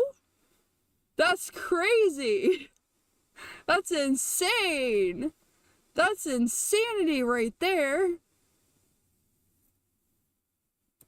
That's crazy. That's probably what they're running off of, though. I think the Netflix people have big egos and don't want to be truthful to the anime. Yeah, probably. That's probably it. Yeah, I do think they have like so much big egos, because if something goes sour, they delete it off their platform. They do. They actually do. There were animated shows that were going really well. They ended up canceling them, and then they deleted them off their platform. So they most likely do have big egos, because a lot of shit do end up getting deleted. It's like a soft delete. So if something goes well, or it's like a show that doesn't get promoted very well and could have gone well if Netflix just promoted it, which they don't, they end up deleting it, and they only give it 3 months. Otherwise, it's gone. They will delete it off the app altogether, and it's no longer there. You can no longer watch it, because they will give that show 3 months, from what I understand. Otherwise, it is gone. So they most likely do have big egos, but I don't think it's just against anime. I think it's just in general. Like, just in general. And it is very shitty.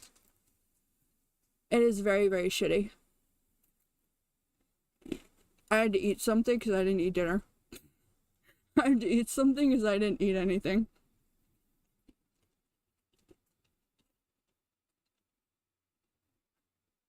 You have 1 more hour until you can have something. My dog's looking for food.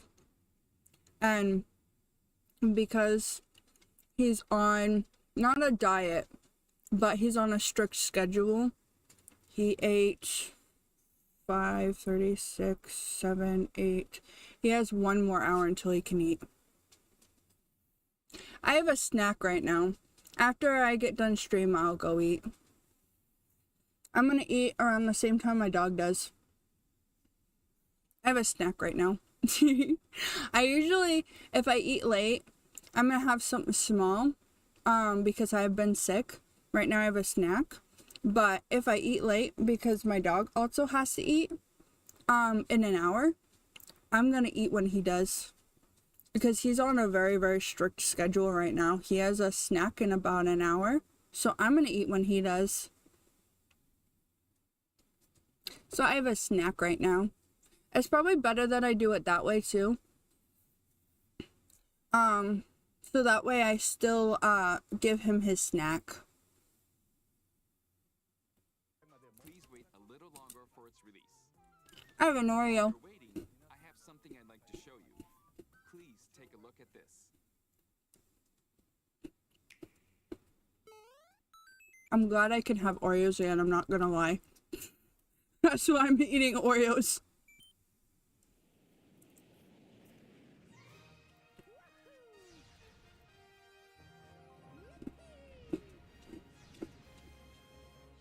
Wait, what the hell?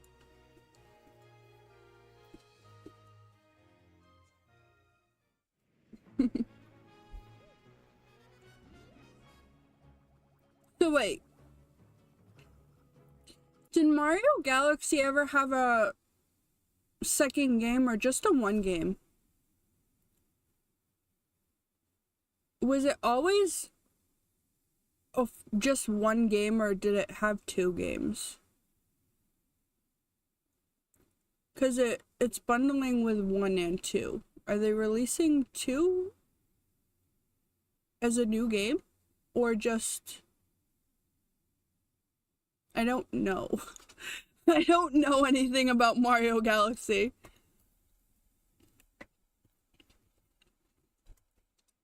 Come here.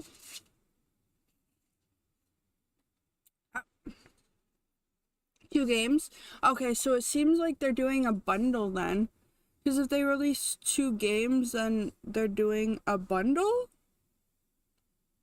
So like they did with the Pikmin games then. They released all the Pikmin games on the Pikmin's anniversary or something like that. As like a bundle or something for like $80, $90 or something like that. Interesting, but alright.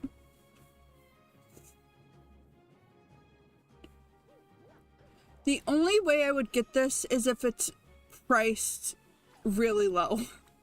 I'm not gonna buy this for like $60 to $80. I'm really not. I'm not even joking. I will not.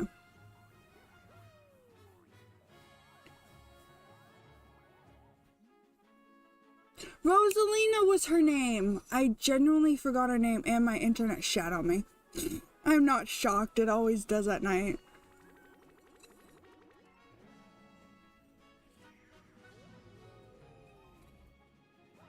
It does look fun though.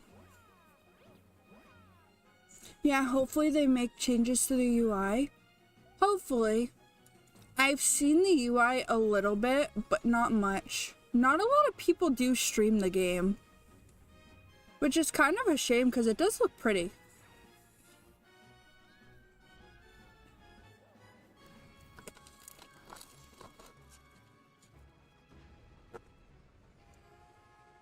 You can't have an Oreo, silly.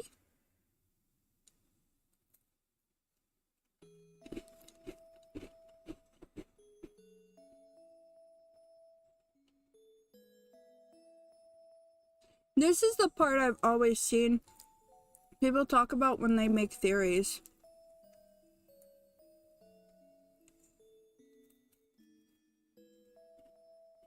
Oh, they changed it. They changed it. It had like peach or something in it. That's right. It had like peach or something in the book, and it said like, "I will miss you, Mom," or something like that. And Super Mario Galaxy 2. Okay, I'll turn it over to the original director for Super Mario Galaxy, Koizumi-san. Hi. Hey, hello everyone. I'm Yoshiaki Koizumi. From here, I'll introduce the games that will be released as part of the Super Mario Bros. 40th anniversary.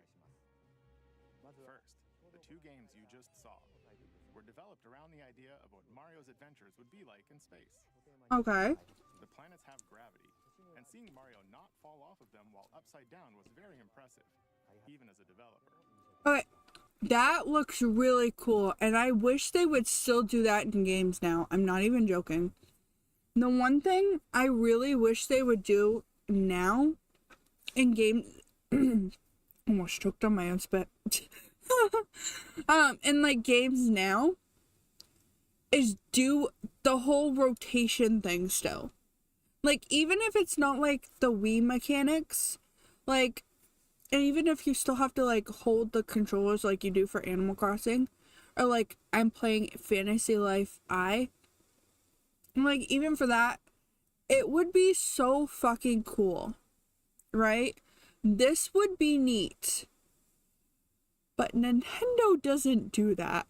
Nintendo doesn't experiment anymore. Nintendo is boring. Nintendo doesn't do this shit anymore. They like to repurpose old games like this. That's why. Up on the bed, baby.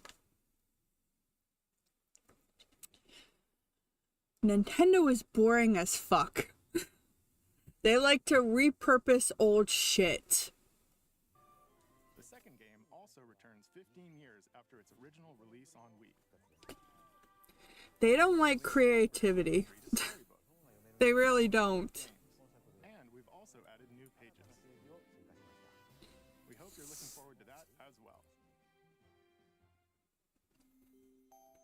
In addition, That's the one I've seen. This is the page I've seen. This is the page I've seen. And then the one with Princess Peach or something, or her talking about her mom. That is what I've seen. will be available as a real-life product. The third-party games are the ones that experiment. Yeah. I just wish when they make their own games, they would experiment more. Right? Because it is their own console. And in the past, they would experiment more like this. Like, the first thing that comes to my mind, which is my favorite game of all, is Splatoon. I love Splatoon. That was an experiment, right? They took a chance, they made the game, and it did really well for when it came out and the console it was on. Same for the console it was on, right? And the same for Splatoon 2. Even the Switch. The Switch, they took a chance with the Switch, and it skyrocketed. It did so well. And all of the games that came out that were like Splatoon or Animal Crossing or stuff like that, they took a Switch. They took a chance with those experimental games that they made that weren't, you know, the remade games, or like, hey, we're gonna take a game from years ago and just throw it on the console again. Repurposed is what I'm thinking. Repurposed games. And they did well. Excuse me. So I just wish they would do that again, because I would be all for it. I would be all for buying those games. I don't like that they repurpose old games, because it just is cash grabby, right? When they experiment, it does tend to do well. Yes, it does. Because I think it tends to do well more than the cash grabby, right? Like for me, this is cash grabby, very cash grabby. Like, they're like, oh, well, we need something out now, especially for the Switch 2. So let's just throw this out, right? And that's what it feels like to me. And that's why I was like earlier, I might get this, but it depends on the price, because Donkey Kong is like $70. Mario Kart World is $80. And they don't have a set price of how much their games are going to be. So a game could be $100. It could. So they could put one out that could be $100. We don't know, but it could be. Their consoles are almost $500 to $600. I believe there's one that is almost $600, at least on the website I'm looking at. So it could be even more. If they wanted to, they could price it up more. Nintendo is risk adverse. Nostalgia is low risk. Yeah, very much so. Yep. And I don't like that they're not taking risks, if that makes sense. Because even like a lot of other companies, like a lot of other game companies are doing the same shit like Nintendo is doing. Nintendo is just following the trend. And it sucks. It really does suck. But they're just following the trend that other people started. And it does suck. It really does. But they're following a trend other people started years ago. They're just jumping on it late. Like they always do. Like with the new Switch 2. It has updated software. But the Switch should have had that software years ago. But their consoles always have that old software, so why start now? You know? It just is what it is. Super Mario Galaxy plus Super Mario Galaxy 2 will launch on Nintendo Switch. But you can play these games on Nintendo Switch too. Many other Mario titles are also available on Nintendo Switch. So if there's one you haven't played yet, why not take the opportunity to try it? Yeah, I have Mario Wonder. I like it a lot. Let's introduce some other Mario games. I wish they would make more like it, but they're not.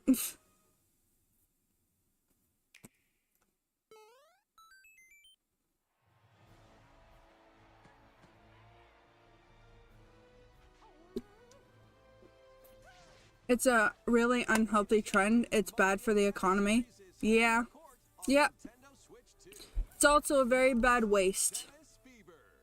Use top spins, slices, lobs, and other familiar shots. But now you can also slide and use other fancy footwork with new I'm gonna be right back real quick, because I just let me put on some music, because I gotta go check something. So I'll be right back. Sorry to interrupt, but I'll be back.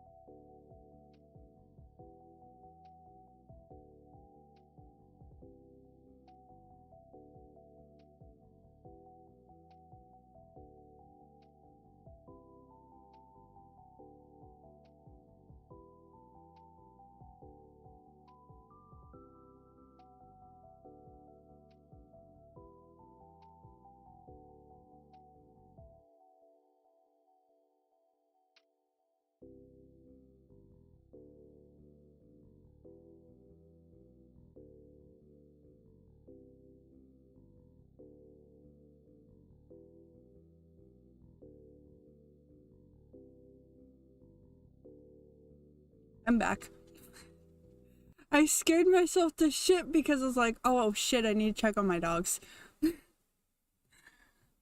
They're fine though. They're fine. I just forgot. I was like, oh shit. They're fine though. I was just like, oh shit. It's like the thing in the back of your mind, just like, I'm gonna check them or do this in like an hour. And then 2 hours later, I was just like, oh fuck. They're fine though. They have everything they need. They're allowed to come see me too.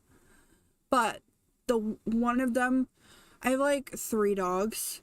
And one dog that I have just doesn't like coming upstairs. And so I have to go check her every often. So I just forgot to do that. They're very quiet. And so it's just like, holy shit, wait, it's so quiet.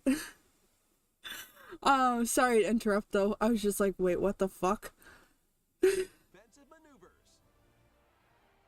And swing into action with new Ooh, tennis. Very exciting. build up your fever gauge. I don't care about tennis. Fever shot. Freeze the court with the ice racket. I don't think anybody cares about this game. Because I don't care. Using the mini mushroom racket. Or duplicate yourself with the shadow racket. There are I don't care about this game. I really don't. pair them with 38 playable characters, the most in series history. To find your own I don't care about this game. Let's see the game modes being served up. A talking flower provides riveting commentary. Ooh. They released it in Mario Wonder and I'll use it as a sidebar. The Trial Towers mode. Play matches with unexpected rules in Mix It Up mode. Even some where you'll experience wonder effects. In the online modes, choose between casual play with customizable rules in Online Room or go Cool. ranked I don't care about this. even gently swing your Joy-Con 2 controller like a racket for a more authentic experience in swing mode. I don't have a Switch 2 either, so After not like I could play it. on a remote island, Mario and friends are transformed into babies, kicking off a series of unexpected events in the game. Nintendo really likes making these sports games. Yeah, they do. Gone. The babies will need to learn how to play. I guess it's their polite way of telling us to go outside and touch grass. I don't know. To normal. Mario Tennis Fever launches on Nintendo Switch 2. I do not know. Maybe it's their nice way of saying, hey, you don't exercise much or go out. Maybe go touch grass. Features familiar tennis gameplay. Who knows? But unique to this latest entry are fever shots, which change depending on your racket. Who knows? I don't have a lot of games like this. I think the only way I'd play them is on stream or with friends, and I don't like playing those games on stream, and I don't have friends, so none of those things. That's Pokemon Go? Well, who knows? More multiplayer mayhem is coming to the Who knows, dude? Who knows? Super Mario Brothers Wonder Nintendo Switch 2 edition. Plus meetup in Bella Bell Park. So, rehash thing of Discovered in the Flower Kingdom. Kirby. This is Kirby! So I have the Kirby game for Switch, right? And you know what this looks like? The base camp for Kirby. That's what that looks like. But for Mario. Okay, cool. Anyways. Bella Bell Park. Here, you can enjoy a variety of attractions that let you team up with or work against friends and family. This is Kirby. Go over some of the things you can do. Collect the most coins to win. This is Kirby. Coins as you make your way through the course. But anyways, And don't miss your chance to get rich. is this the area we should just go to play with friends? Because this is just the Kirby party area, I guess. I don't know. And try to survive. Whoever's it at the end loses. Run and hide and tag. If you're tagged, you're it. And the other players get to I feel transfer like maybe this is useless because the online mode does not work in this game. To relay. Pass the So what's the point? so it doesn't explode before you reach the goal. Work together to get to the goal. Place Is this their way of adding co-op, I guess? Wouldn't it be better to add co-op in the main game? Jump to the beat. Oh, maybe I'm a little stupid, but jump in time and the lift will rise. Get in sync, then 1, 2. I'm maybe a little stupid, but who knows? Plus, there are so many other attractions to enjoy. Grab your friends and family for multiplayer fun in Bella Bell Park.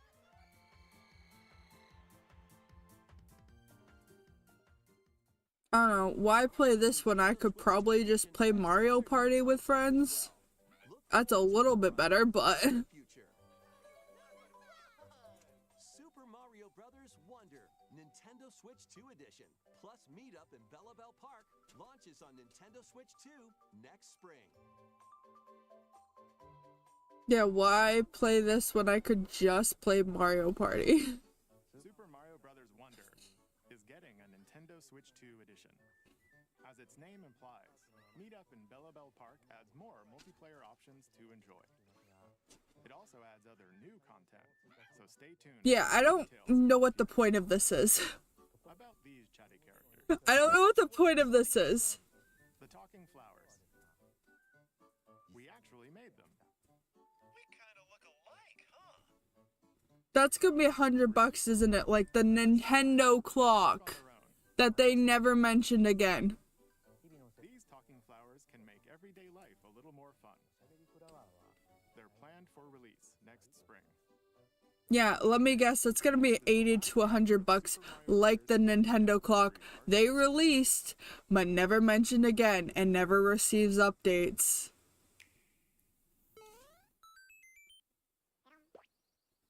Oh, Yoshi! I love this little fucker.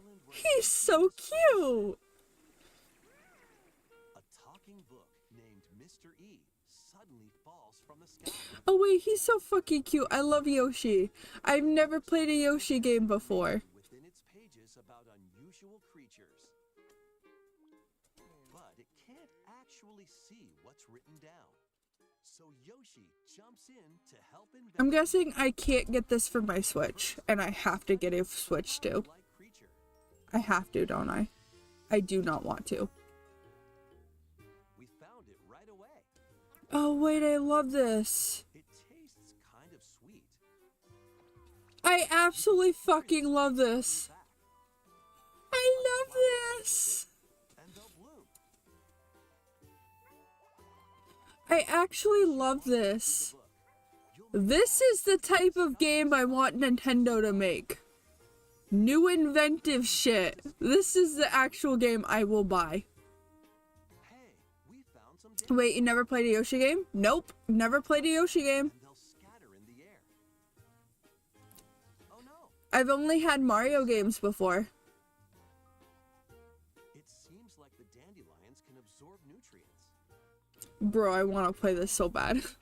Can even I want to play this so bad now. to them, we were able to break the rock.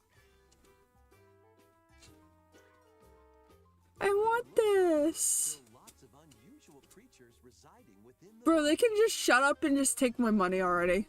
This is the type of stuff I want them to fucking make. Cause this is fucking cool. Yoshi and the Mysterious Book launches on Nintendo Switch 2. Yeah, I can't get this on my Switch, which kind of sucks. A new game starring Yoshi is on the way. The game takes place within a mysterious book. I've started saving for the Switch too, but I kind of want this game, so I might actually get it just for this game. Future updates. That's all for the Super Mario Brothers 40th There are other games I want, like Story of Seasons and stuff, but I'm just like, oh, I want that Yoshi game. We hope you enjoy all Nintendo got me? Yeah. Mario. I have other games like Story of Seasons and stuff, and Ruin Factory that I absolutely want. And I was just like, I don't think I want the Switch 2 because of the patent stuff, and I'll probably just get it for my Switch. But if I can't get it for my Switch, I'll probably just get the Switch 2. Like, cause I'm just like,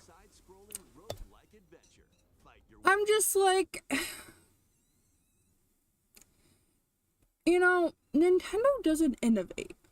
They don't do shit like that, you know? And I'm just like, you know, if they see people actually buy a game they innovate for, maybe they'll make a new one, or probably not, and just see that they got your money and don't fucking care. But I actually do want that game. Like, no joke. I've been debating on which Switch 2 is cheaper, but they're not cheaper, and none of them are fucking cheaper. You know? And it's hard to save up for something that's, you know, even the bundles with, like, say, the Pokemon game. You get it with the Pokemon game and this Switch 2. That is not cheap. It's like maybe $20 cheaper than the Switch 2 itself with nothing. But it's still not cheap. Like, it's still not cheap. And I was debating on not getting it just because of the price. And then I saw it in the patented thing, and then that crossed the point, and I was like, okay, I'm done. I can just not get it. And so it's just like, okay, I'm good. There was also some IRL stuff that I was just like, I can't save up for it, so it's just fine with me. And I'll just wait a bit. So it's just some IRL stuff in between that. But I was just like, fucking hell. It's just, life sometimes, dude. But I actually want that Yoshi game because I've never played a Yoshi game. Like, ever. Like, ever. I have a Yoshi game for the DS. But when I tried playing it, I did not know what to do. And I don't think it does shit without people. Because I think you have to have someone with you. And I don't think I ever played it growing up. I think it was maybe my brothers or something. Because me and my brothers shared the same games. But I've never played a Yoshi game. Like, ever. I know I had, like, Mario 64 and I played as Yoshi, but that's not the same as playing a Yoshi game. I loved Mario 64 on the DS. That shit was fun. I didn't play as intended. I don't play games as intended. I'm like that person that doesn't play games as intended and, like, maybe accidentally breaks a game or, like, doesn't follow the directions. I don't like playing games as intended. I'm like, hey, I'm gonna play this game as, like, open world. I'd say Nintendo innovates more than PlayStation or Xbox. That I will give them. They do that more than PlayStation or Xbox. Because I was going to save up for, like, a PS5. And I hear that the PS5 does not have a lot of games for the price. So I will give Nintendo that. They innovate more than the other two. I will give them that.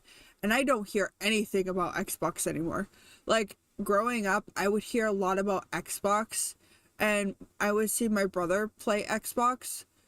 And nowadays, it's almost like Xbox is dead. It's almost like they've been deleted by the universe, you know?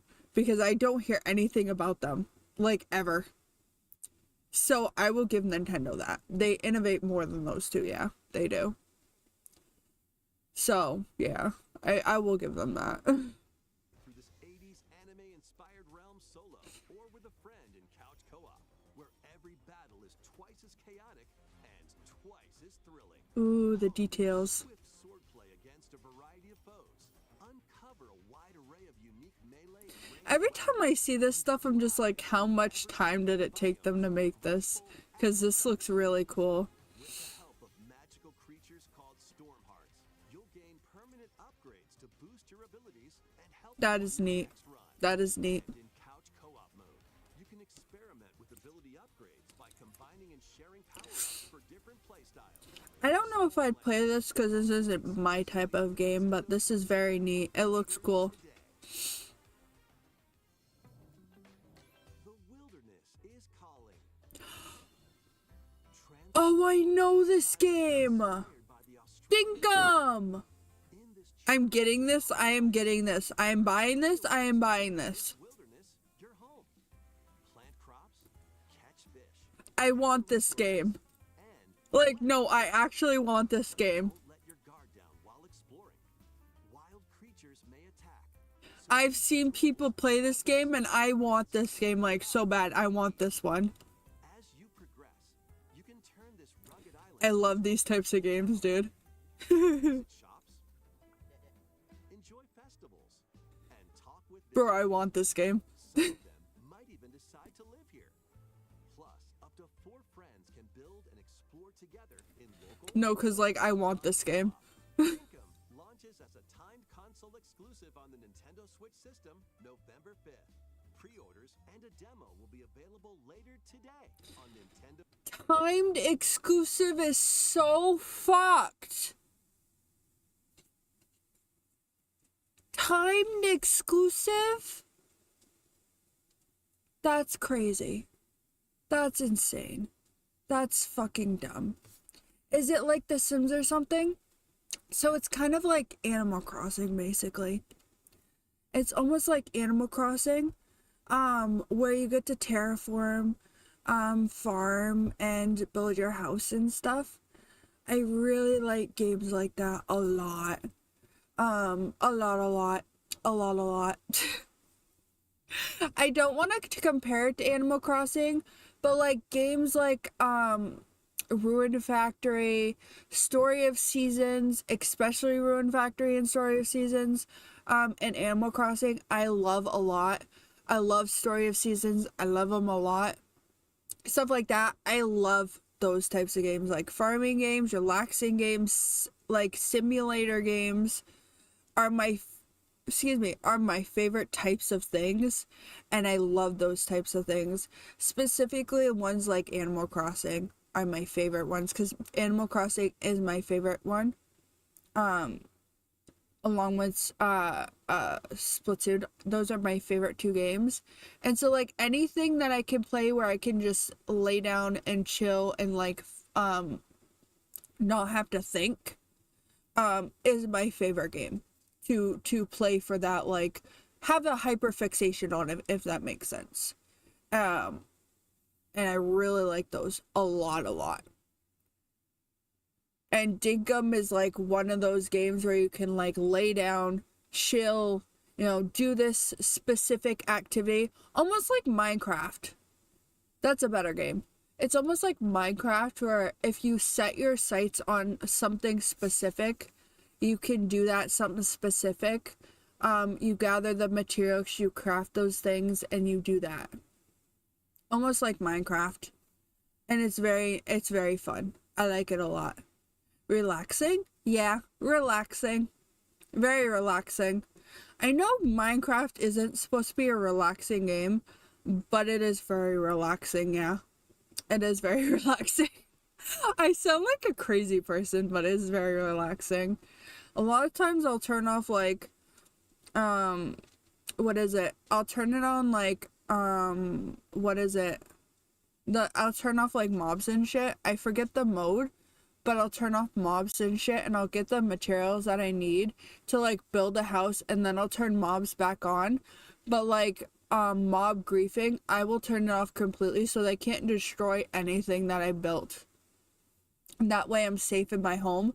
That way if they want to come after me or kill me, they can.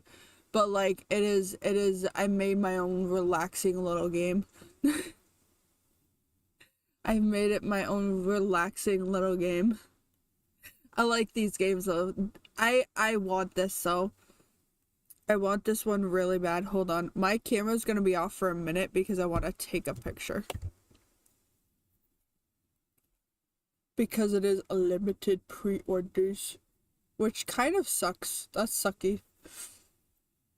Now I hope and pray that my camera turns back on. There we go. I hope and pray that my camera turns back on because I don't know if it ever does when I leave YouTube Studio on my phone. Embark on a colorful adventure. Ooh. Save a mysterious planet in the platforming adventure PopUcom. Team up locally or online in this multiplayer-only game. On this planet, color is key. Attack enemies with the same color to defeat them. Ooh. Each adventurer can only fire 2 colors, so you'll need to swap between them during battle. Timing is critical. Wait, is this a puzzle game? Work together to fire colors at the right Can you play it single player? Because I will play this. to block lasers or drones to create platforms. Powerful bonds It almost looks like Astro Boy, team up to take them down. but with colors. Additionally, in party mode, up to 4 pals can take on a variety of challenges together. A colorful co-op adventure awaits in PopUcom That is very interesting. this holiday.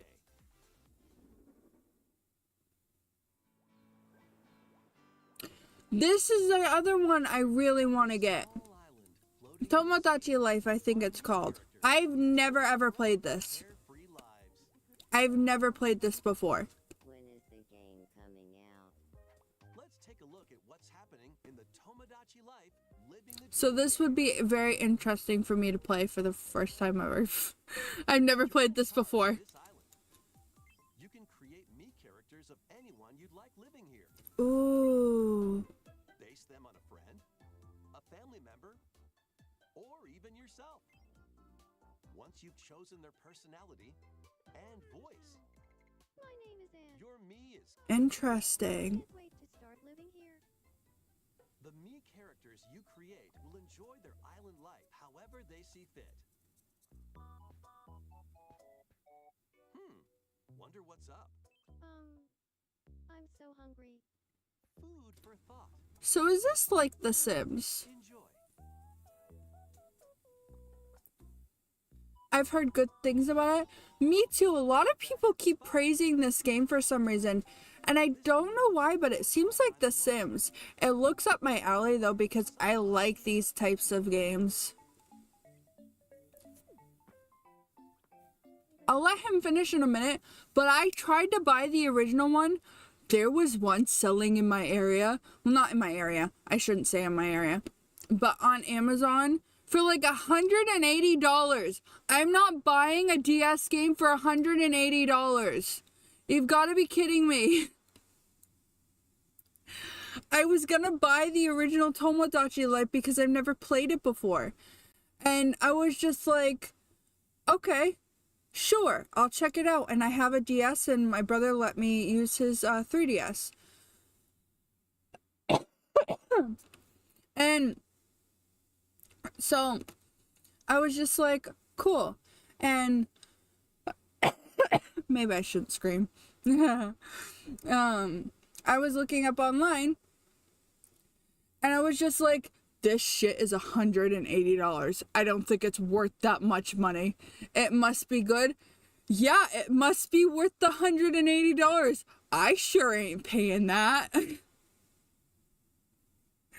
I sure ain't paying that. But it must be worth the $180 plus tax and shipping and everything.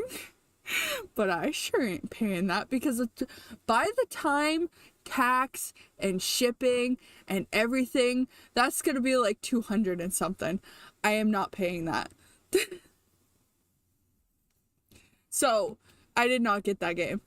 I ended up getting Animal Crossing New Leaf. I like it. I never played that either because I could not ever play the 3DS growing up. So I'm playing 3DS games I never got to play. specifically Animal Crossing New Leaf. And so, but I was just like, cool. I'm not playing Tomodachi Life no matter how good people say it is.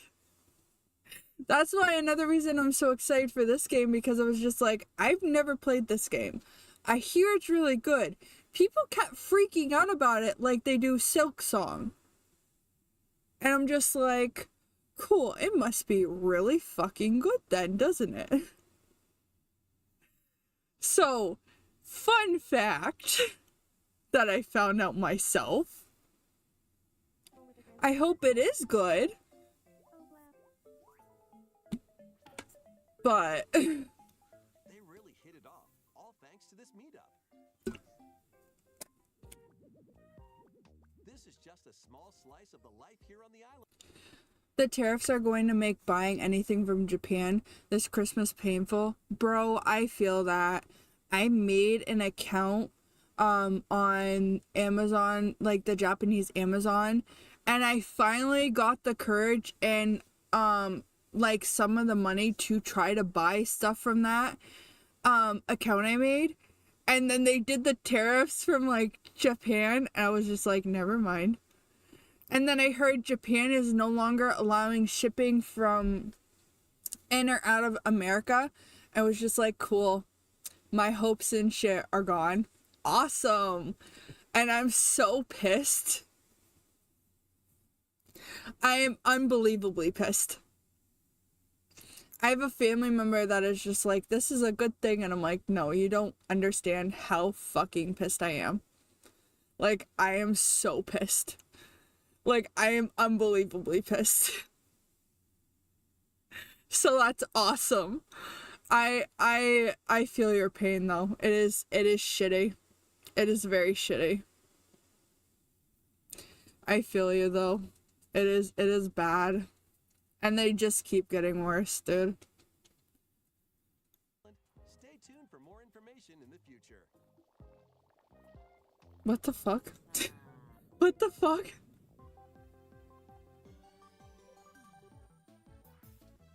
We interrupt to bring you some breaking news. This just in, following previous reports of a 2026 release date. Are they pushing it back? confirm that Tomodachi Life, Living the Dream, launches next spring. More on this story as it Oh, develops. okay. I thought they were pushing it back. There was breaking news in that trailer. Tomodachi Life, Living the Dream will launch next spring. Cool.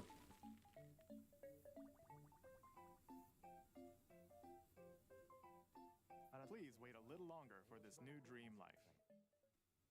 Next up, Set up a mailbox in Canada or Mexico to receive international shipping. Yeah, but I don't know if I can do that. Or like have the knowledge to do that, if that makes sense.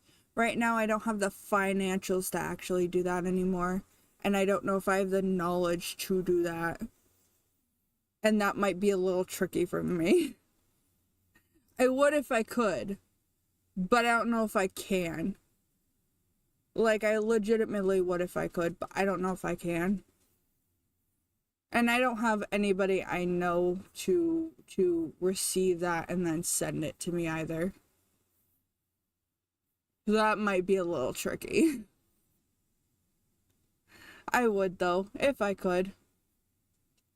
are games heading to Nintendo Switch 2, including some games that will also be available on Nintendo Switch.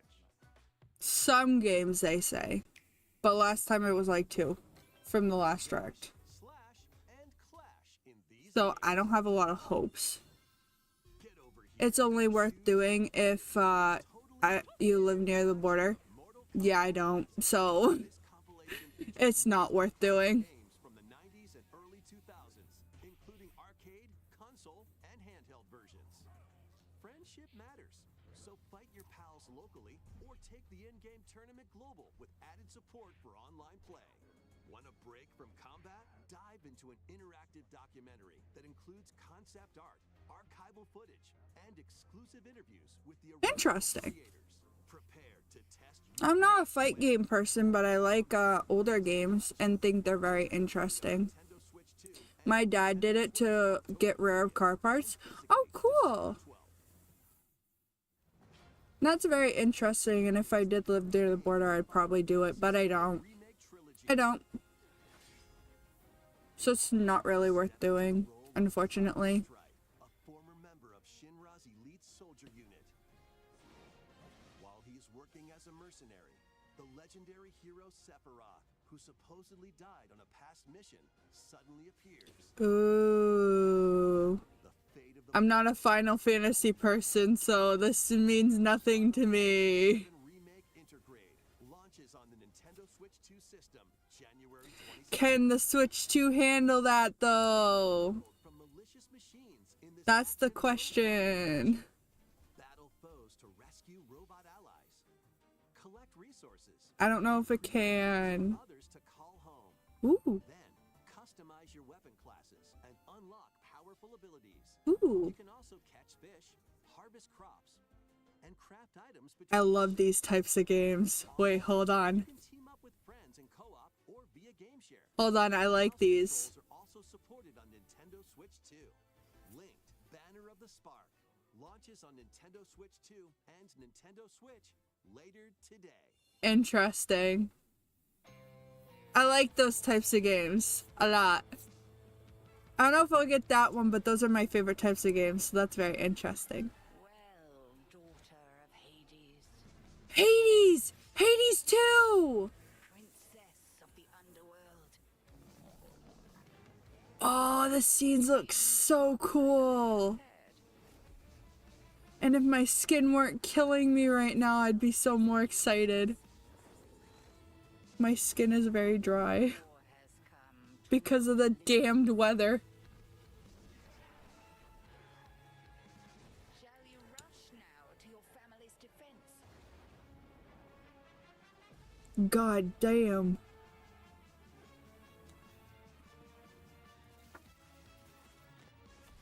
Or shall you strike our enemy in the heart of the underworld? God damn.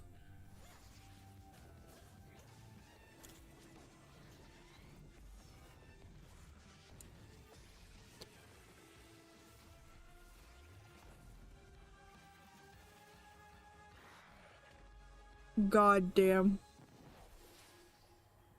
You know me, headmistress. I love women. I'll do both. I love women. Death to Kronos.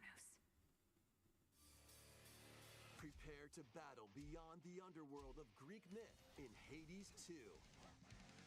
I know nothing about Hades. I know some stuff about the Greek gods. But like, hold on, if I can see, I cannot because my phone is literally where the mouse is. But like, why they gotta make the gods look so fucking hot though? They're probably gonna make the show or movie out of Hades. Brother, please don't make the gods hot. That's all I'm asking. Death to Kronos. That's all I'm asking. If they do, don't make him look this hot. That's all I'm asking. Because why he look like that? I know he's a grandpa. Zeus legitimately is a sex pest in Greek mythology. But he doesn't need to look like that. Legitimately, he does not need to look like that.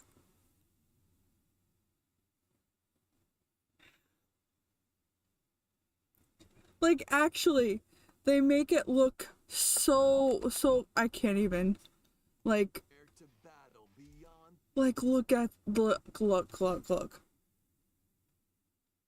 Like, come on, you knew what you were doing with those designs. They look good. I love men and women. I'm an ally. I love men and women. Too sexy? Yes. Yes. Yes. I love my fictional characters. Yes. Pretty much. I would date them both. I would. I would do it. I would. They knew what they were doing.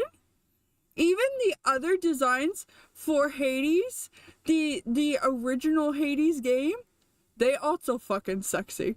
They're also very fucking sexy. Stupid sexy Apollo. Exactly. Exactly.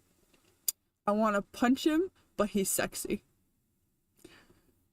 Zeus, I would also punch, but he is sexy. I'd do a lot of probably horrible shit to Zeus because of mythology surrounding Zeus, but that man is sexy. They made him way too sexy. Anyways, I said my piece. I love men and women. I love men and women. I said my piece. Like, look at this. Like, look at this. Like, look at that. I would, but still. But come on. That face and everything. They knew what they were doing. Like, come on. I would smash, no question, but still. Like, come on, though. His design says it all. I love the design, dude.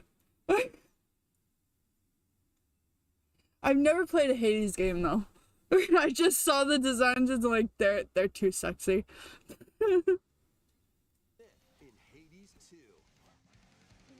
I love the designs. Princess of the underworld to take on the sinister titan of time.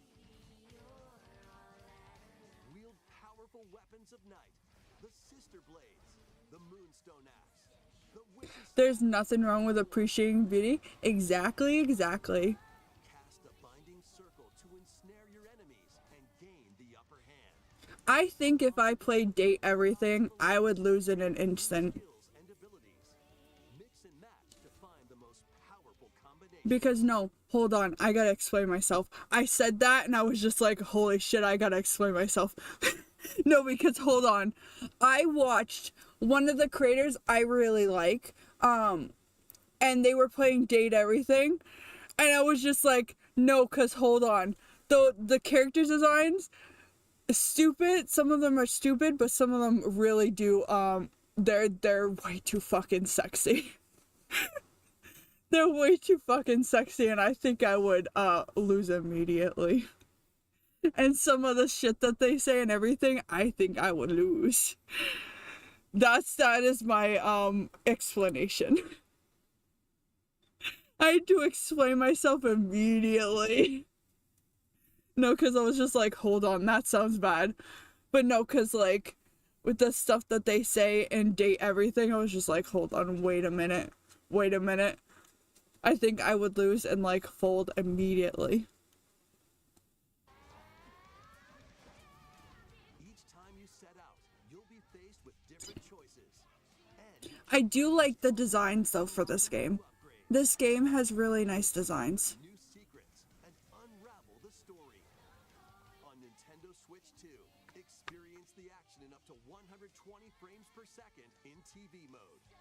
Hades 2 launches first for I've heard Hades is very good too. Nintendo Switch. And sticks to like some of the mythological lore. New amiibo figures ride in. Ooh, amiibos. I don't really care though. I'm gonna be honest, I don't care. And two new amiibo are And I heard that it sticks to like the mythological lore of like all of the Greek gods and stuff, which is really cool. So like, players will level up as they compete, and their machine's proficiency level will also. I was gonna get this game when I'm able to afford a Switch 2. But does this game heavily require you to get an amiibo? Because if not, I'm not buying it. I'm not getting this game.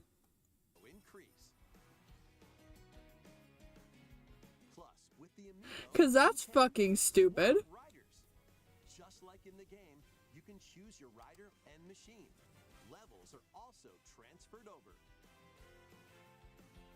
These two new amiibo will be available November 20th, the same day as the game's launch.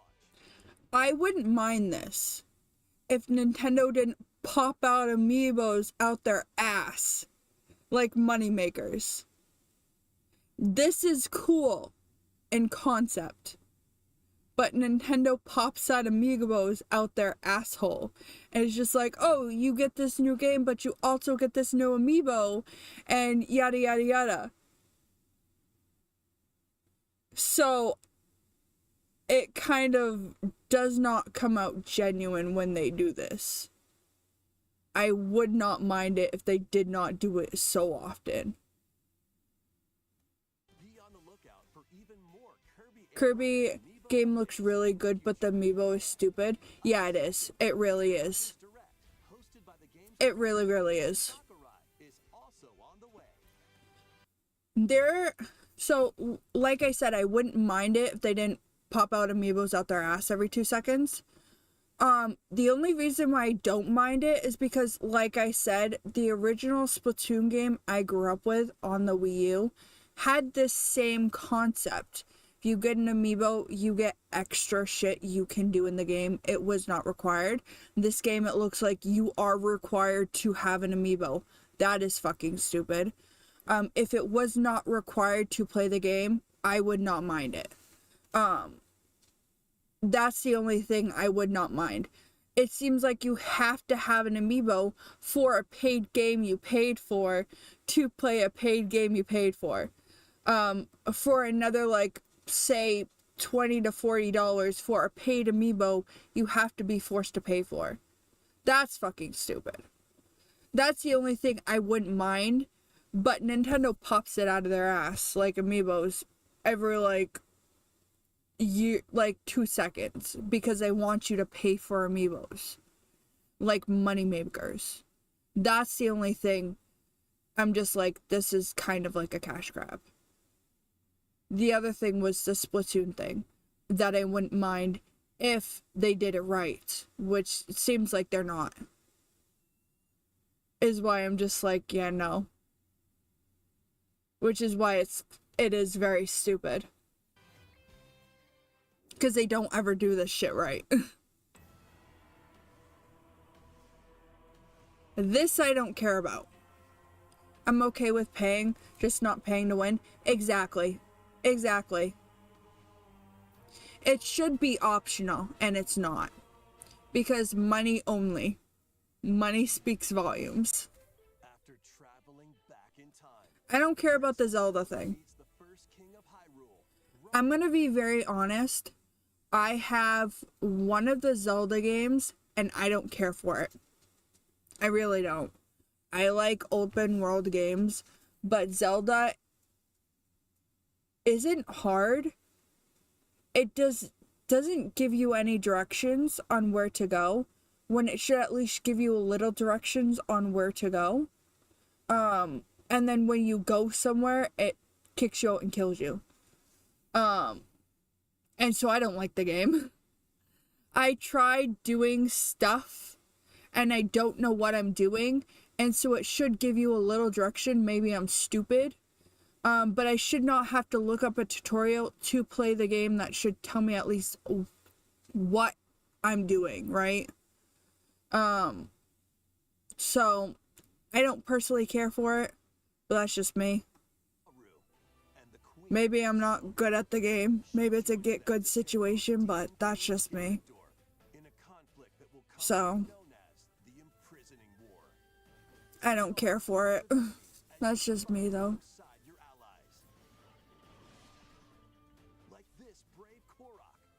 It's not anything against anybody that likes Zelda either. It's just a me thing. So you know which character to swap to in any situation.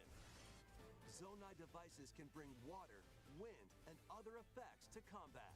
Open world games are kind of expected for you to experiment. Exactly, yeah. I like them a lot, but I feel like with Zelda, even if you go places to experiment, it shouldn't kick you out and kill you, right? I don't know. It's iffy. It's different game psychology. Yeah, it is. Even though I don't know much about psychology.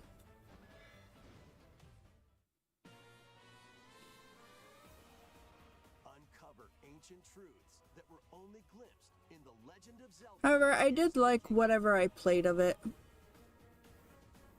I might play it on stream one day because I do want help with the game. So, maybe one day.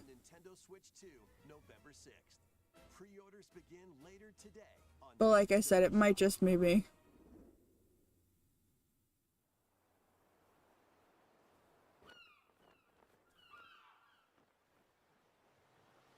Right. That's enough for one day. Time for me to head back to the castle. Huh? And remember, not a word about this place to anyone. There's more to the world than this island, and we're going to prove it. Okay. 1, 2, 3!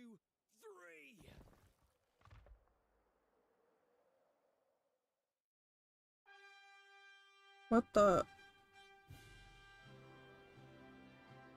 Those faces.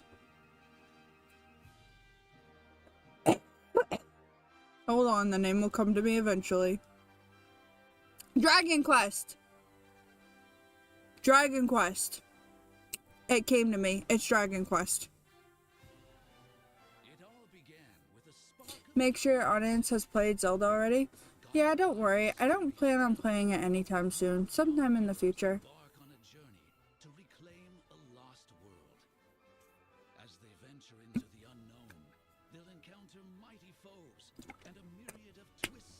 There's stuff I'd like to do sometime in the future, like a subathon and stuff like that, but not anytime soon.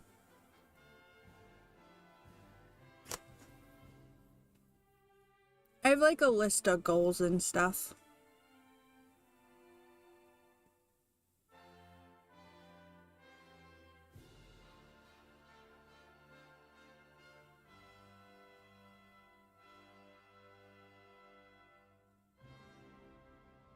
Who picked up this hideous art style? It's Dragon Quest. Dragon Quest 7 reimagined. It's whoever made Dragon Quest. I don't know who that is. I'm not really a Dragon Quest person. I only know of Dragon Quest because of the slime that's in it. We hope you're looking forward to the journey ahead in this reimagined world. Now, we'd like to announce 2 things. First, here's some news about I don't even know. smart device app. People still use that? Continues to deliver all sorts of information about Nintendo games and characters. Bro, why the fuck did you even make that? Like, nobody cares. At all. Nobody cares about that damn app. Sorry. I was just like, nobody even uses that. I deleted it a week after because it was like, nothing even fucking... Nothing's on that app. Same for the fucking Nintendo Music app. There's not a lot to listen to. But yeah, whoever made Dragon Quest, was the one that, was the one that had that art style.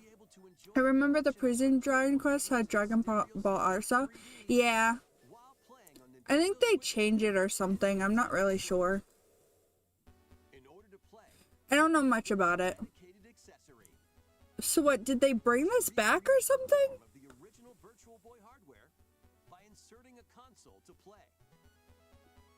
Oh, so I can break my console? No fucking thank you. And Nintendo Switch are supported. Play Mario's Tennis. Also, I can't play VR anyways. So this would be no use to me. And more. The 14 classic games shown here are planned to be released over time. Virtual Boy Nintendo Classics is scheduled to launch February. I don't mind this because they originally planned this in like 90s or something.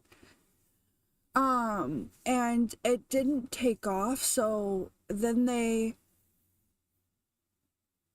decided not to ever bring it back or something like that. I guess they decided to bring it back or something. I don't know. But I can't play VR, so it's of no use to me, so I don't know.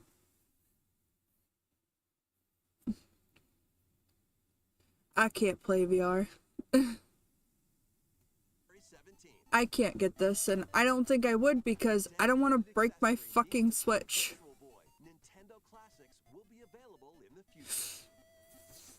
A cardboard model of the accessory will also be available. Oh, so my Switch can break faster with cardboard. We have real VR headsets now. Why would they bring that thing back? Because Nintendo does not want their stuff on real VR headsets. So they would rather make their own and keep their stuff on their own stuff instead of licensing their stuff on actual VR headsets. And they think this is neat. That is why. That is why they would do this. I mean, instead of admitting that they are years late to the party, their hardware is old, and that we have actual VR headsets, instead of licensing their products out and saying you can have this for so many years, and then we have our own shit back. That is why. They're idiots, basically. They're stupid, dumb idiots. Because it's like Netflix. They're basically like Netflix. They have such big fucking egos, and instead of saying we are wrong, we did this because of this, and they are not doing that, and they'd rather keep their property owned by themselves and license it on their own shit, which is why they keep making those dumb fucking apps and clocks and that flower, because it's under their own name, their property, and everything. Nintendo is owned by old men, isn't it? Technically, yes. So the company is owned by the person who made it years ago, and it's still run by that person. However, the big however is, from what I know, from the person on the, I forget his name, but the person that ran the American branch under when the Wii was made had to market the Wii when it was, but had to marketed the Wii when it was. So when the Wii was marketed in America, it was marketed that way because he had to beg and plead, because he was like the CEO of America, the American branch, but he had to kind of beg for that. He had to kind of beg and plead for these people to like realize, hey, America has a different way of doing things. Japan has a different way of doing things. If you sell, like, for example, Wii Sports, they weren't going to give Wii Sports away for free.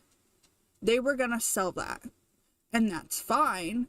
But, for example, back then, and still now, if you sold a game away without a console, like a console away without a game, nobody was going to buy that.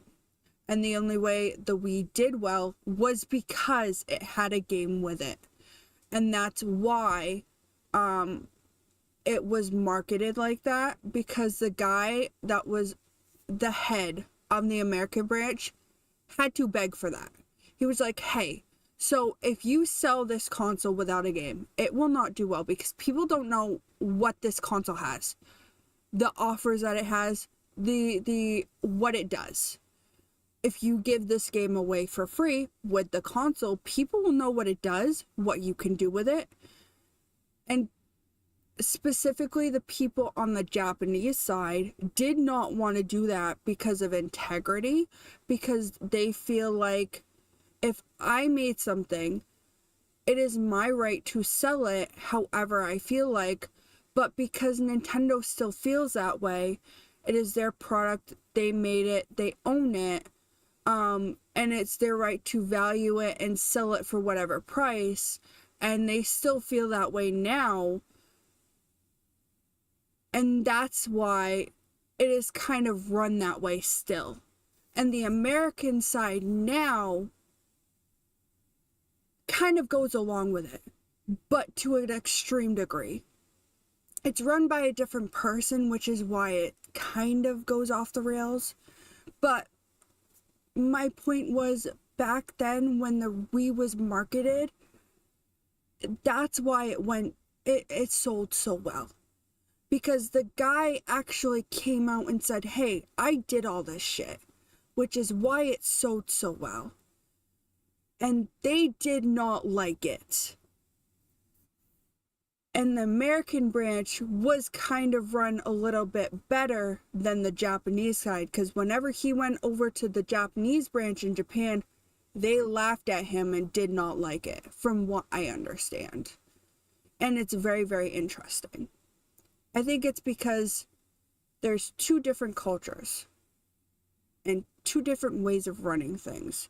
Now the American side is, oh yeah, we don't care, money and everything. The Japanese side is more integrity, money, and it's our product, we made it, that sort of thing. And it is kind of run by old men, but it's more than that, I think. It's a lot of things combined, more than just old men running a company. It's a very interesting topic, because with companies nowadays, they're old men's in suits. They don't care. But Nintendo, it's a whole different culture, a whole different country. They run things a different way. And it's just very interesting. It's a very interesting thing. But that's why.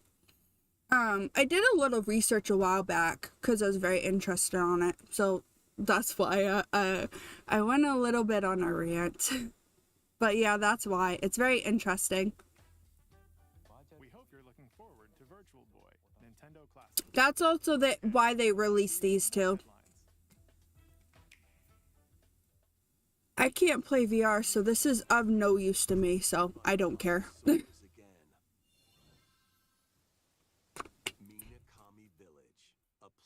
VR is of no use to me because I can't even play it. But when twin sisters, Mio and Mayu, find themselves lost and wander into the village, they encounter the unthinkable.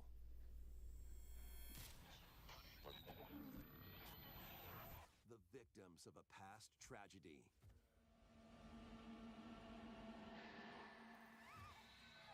Now, Mio must use the camera obscura, a device that can pacify the Interesting.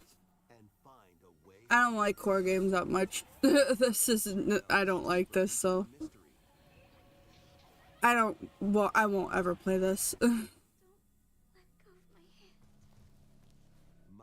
sanity slips away.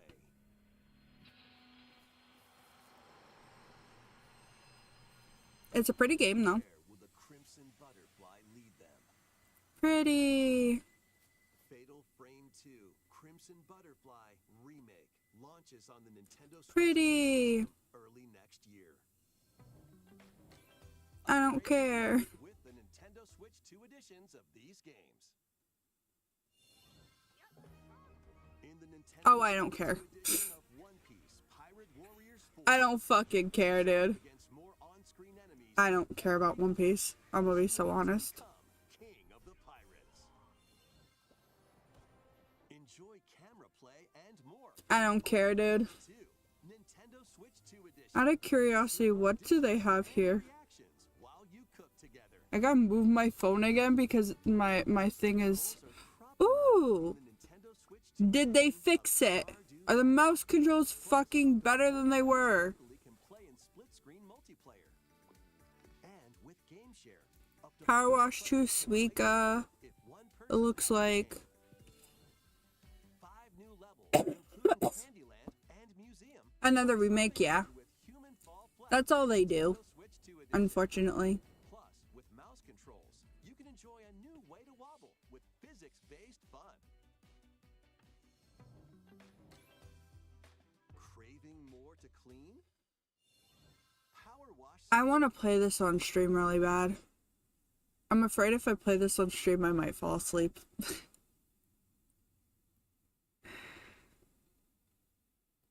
I'm afraid if I play that on stream, I might fall asleep. I'm gonna go through these really fast though because I gotta make some dinner real soon though. From any angle. Speaker. It's 360 degrees of fruit dropping fun. Oh. That's not bad. I have Speaker. I forgot I bought it though. I could play it sometime soon. Cause I've been looking for a game to play at night. I might play Suika. This reminded me to play Suika. What the fuck? I bought it when it came out. Well, that was a nice reminder. I genuinely forgot I bought this. Fruits a certain number of times. It's super evolution time.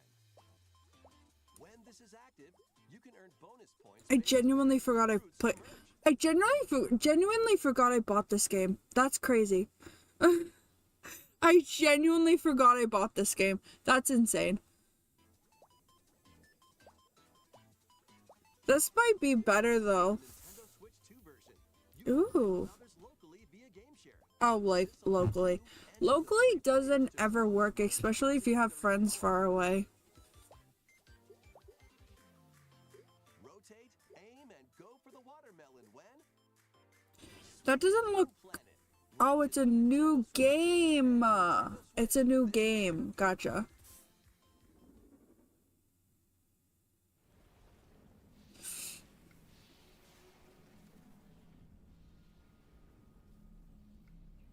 What is this? Please don't say One Piece.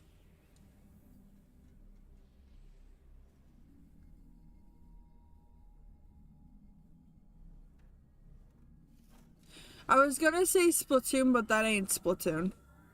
My mind is for some reason on Splatoon Raiders. I don't know why.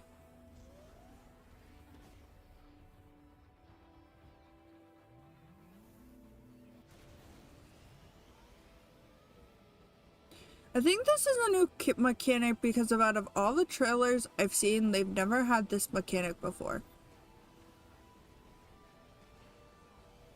That's neat. That's awesome.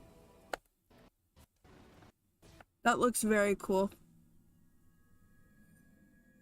That's a cool amiibo. That's awesome. I like that. But I don't play these games, so I don't care.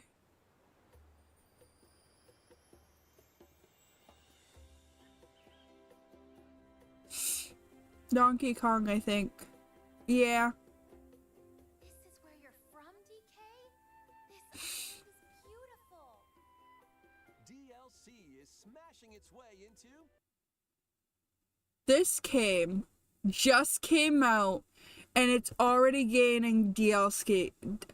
My words? Hello? DLC. No thanks. I'm good. I don't want the DLC. I'm okay. Metroid games are good. I've heard they're very good. I do want to play them at some point. But I'm a little scared. I'm not good at shooter games, so I'm a little scared to try them, if that makes sense. Shooter games are not my strong point. I know I mentioned Splatoon a lot, only because, sorry, I gotta fix my seat. I keep falling. Only because, Splatoon is like one of those shooter games I was able to get into and just like because of the colors. And any computer game, shooter game. My dog came in and then left. All right. I was never able to get into. So, and I couldn't even control either. I was never good at like shooting. So I'm a little scared. One day DLC? What's a one day DLC? I don't know what that is. Donkey mission lets you barrel around DK Island, What the hell? of some familiar faces.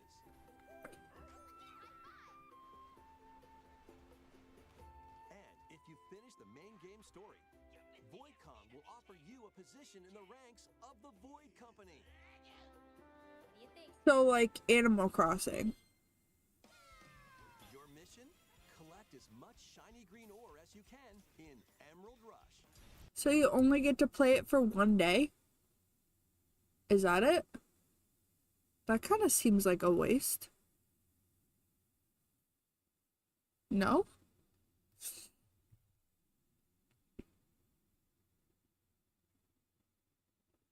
That kind of seems like a waste.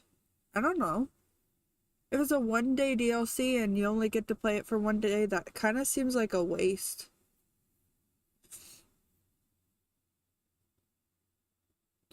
DLC they released on the same day that the game released. Oh, okay, got you.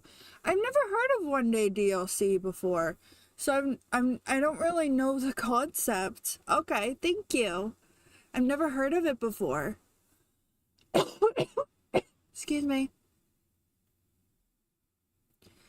I've never heard of it before. Thank you. I don't really know of the concept, if that makes sense. It is a very interesting concept. I don't think I like it, but it is interesting.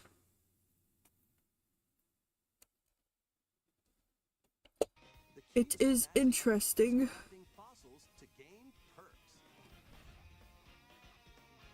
It's considered sleazy? Yeah, it sounds it.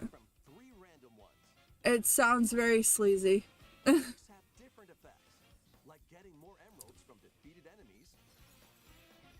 It sounds very sleazy. There are all sorts to choose from. Gain and stack perks. I didn't want to say what I wanted to say, so I just kind of kept it in. You can also smash Vanadium gems to gain after each run. It seems like they're updating a lot of shit or like adding shit. I like that Pauline outfit with the wolf ears though. I don't know if I can find it again. Probably not. That's okay. This one. I like this. This is neat. I like that. I never played this game before. Never played a DK game either. Never played one.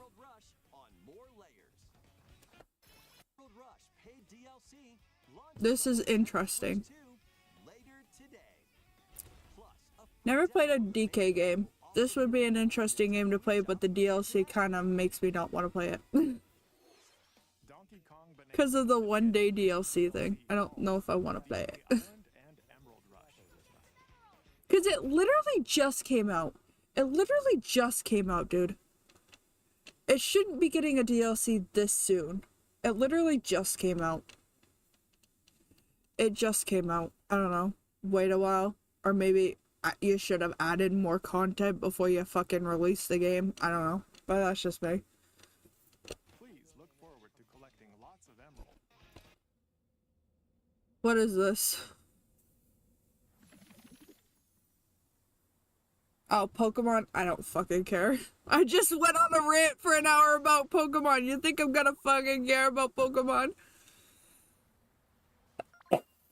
Oh, great. Oh, great. It's the breeding Pokemon. Cool. I'm sorry, but every time I see Ditto, I'm like, oh, cool. It's that breeding Pokemon everybody uses in, like, Cobblepond. That's awesome. That's great. I'm sorry.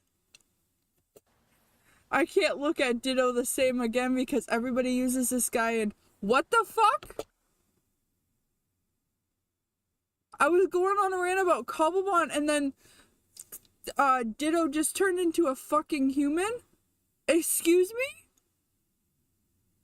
Okay, I'm not skipping this. You have my attention. I might actually care about Pokemon.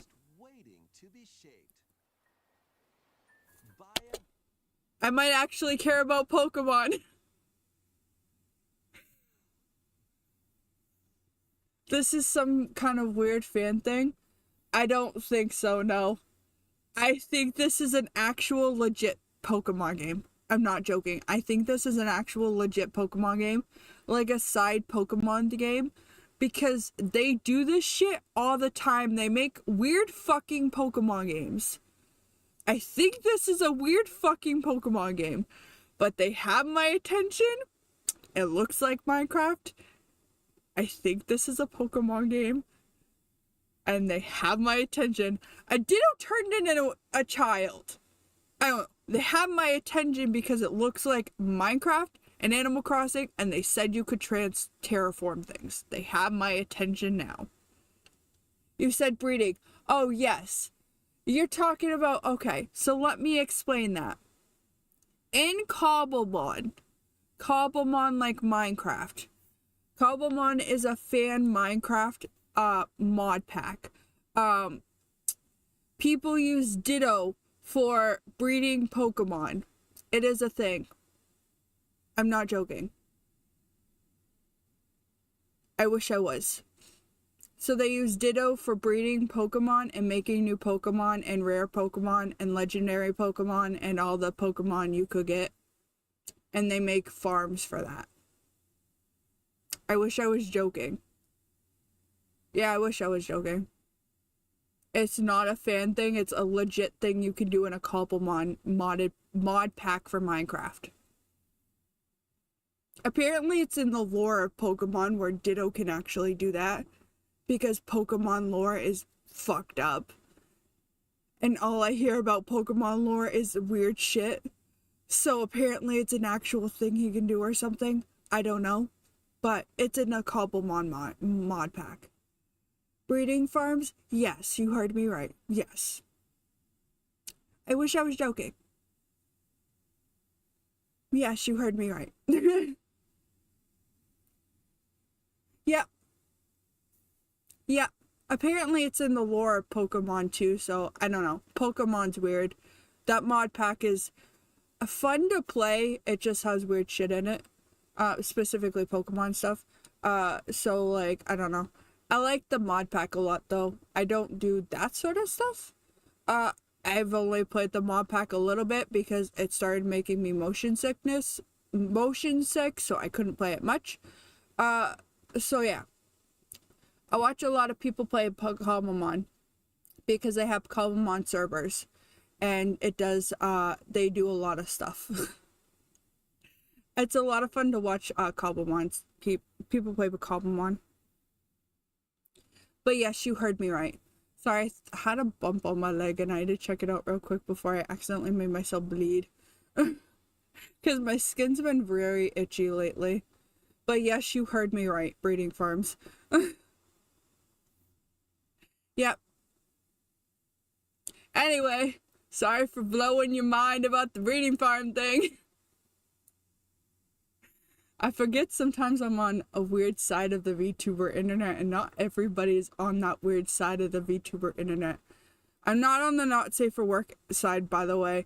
I just watched, what's the best way to explain it? The unhinged part of the VTuber side where people just say crazy shit on the internet. And joke about, crazy shit on the internet. That's all. It does sound weird though, I'm not gonna lie. It does sound like I'm watching like not safe for work stuff when I'm clearly not, but it is what it is. Ditto. That looks like a human? And what's that in the grass? Oh, that's Bulbasaur, a grass-type Pokemon. Pokemon.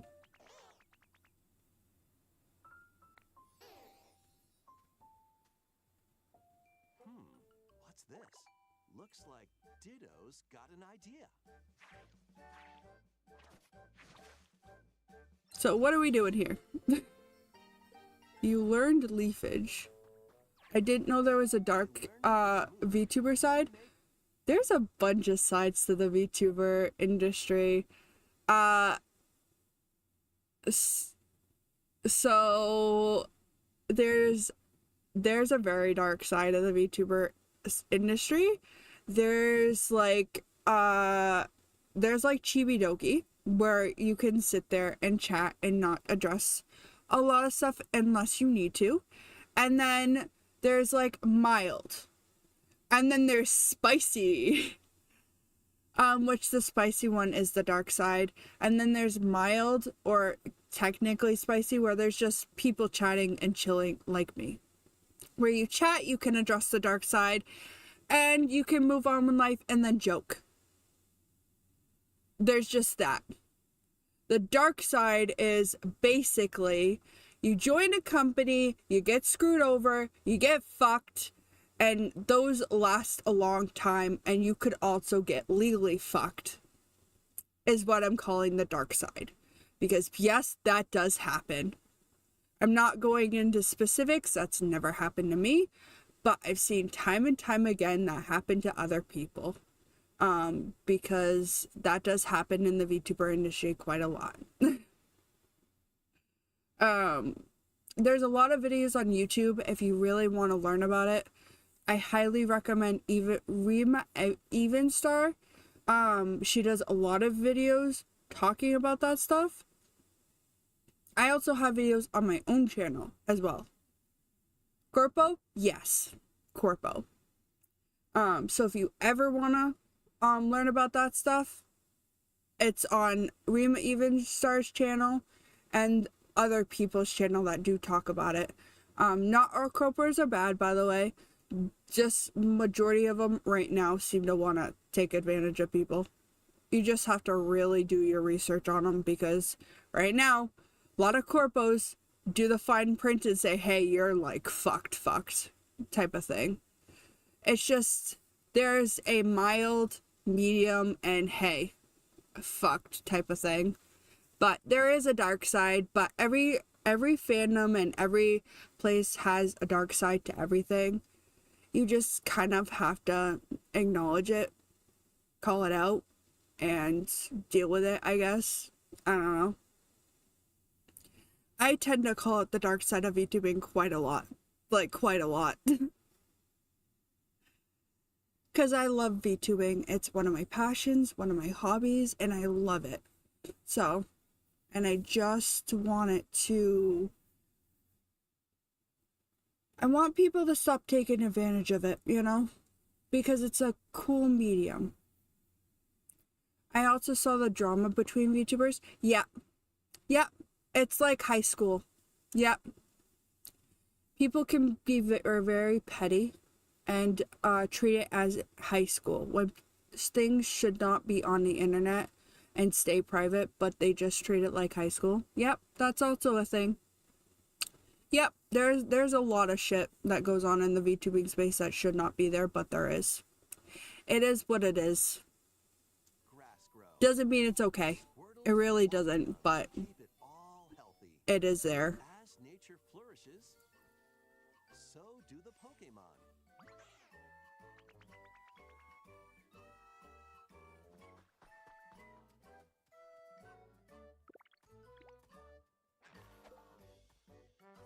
So is this Animal Crossing Pokemon? Collect rocks and wood to build with. I want this. A game I did not know I needed, but I want. Delicious crops. Funny enough how I said I don't think I'm ever gonna get into Pokemon. They make this fucking weird ass game, and now I want this fucking weird ass game. Hey, so I want this fucking weird ass game. This is right up my alley. For the Pokemon you meet. There's so much to do here. This is right up my alley, dude. I want this. I really, really want this. No need to rush, though. Go at your own pace. And you'll have a wonderful space before you know it. 180-degree turn. Yeah. It doesn't mean I like it. Pokemon. But I love these games. It's almost like how I love Isekai and hate some of the anime, but I love isekai. I'm a junkie, almost. I will consume every isekai there is, just because I love isekai. Same for these games. I love these games so much. I will consume all of them. I love them so much. I will too. I will consume all these fucking games because I love them so much. I will too. They're just very relaxing to play when I'm relaxing in bed. It's just nice. A brand new Pokemon game is coming to Nintendo Switch 2. We hope you're looking forward to Pokemon Pokopia, where a And with a human appearance builds a new life. the funny thing is I know it's gonna be shit. That's the funny thing. I know it's gonna be ass. Because Pokemon doesn't make good games. They don't make good games and it's gonna be ass. But, and a lot of the games I have like this that aren't Story of Seasons, Animal Crossing, stuff like that, or Minecraft, 50% of them are ass. And I did not play them for, less than 2 weeks. So I know this is gonna be ass. But I still want to try it out. Mostly because I like some of the Pokemon in here. And the mechanics look cool. Because it seems like you can play Ditto. And you get to transform the arms of Ditto. And you get to learn the mechanics through Ditto and pull up the grass and pull the grass of the arms and shit. That is neat. And games you only have like farming mechanics. Or like if Fantasy Eye is neat because it's a whole new game and you get to travel through time and learn the stuff like that way. That is neat. This I know will be asked because they aren't going to do it right. But I don't care anymore. I want a new game to play. I'm fucking bored. I am bored as all hell. And I travel so much, I want something to bring with me. I don't care. I want something to bring with me. It looks like it's only going to be on Switch 2. If they did these games right, I wouldn't give a shit. But they aren't. And that's even worse.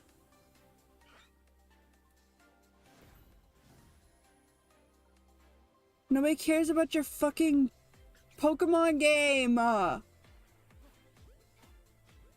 Because it's gonna end up being ass. You don't make these games correctly.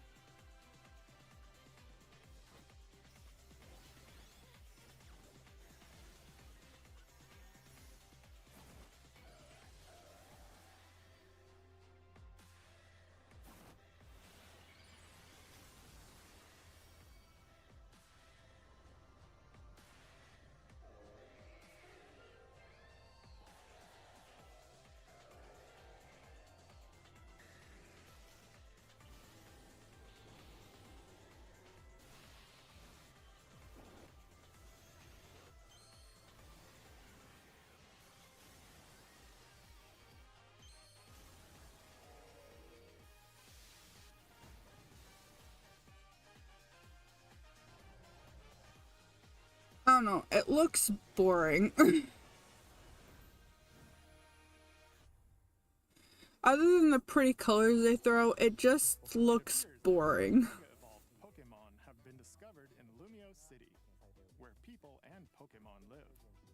Pokemon Legends ZA. I don't know, there's nothing that makes it stand out. And it just looks kind of boring, you know?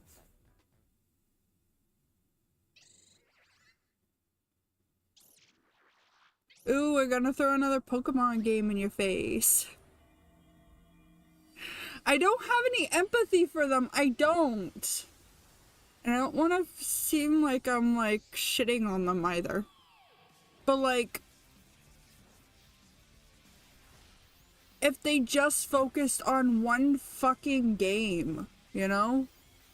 Instead of making so many fucking games all at once,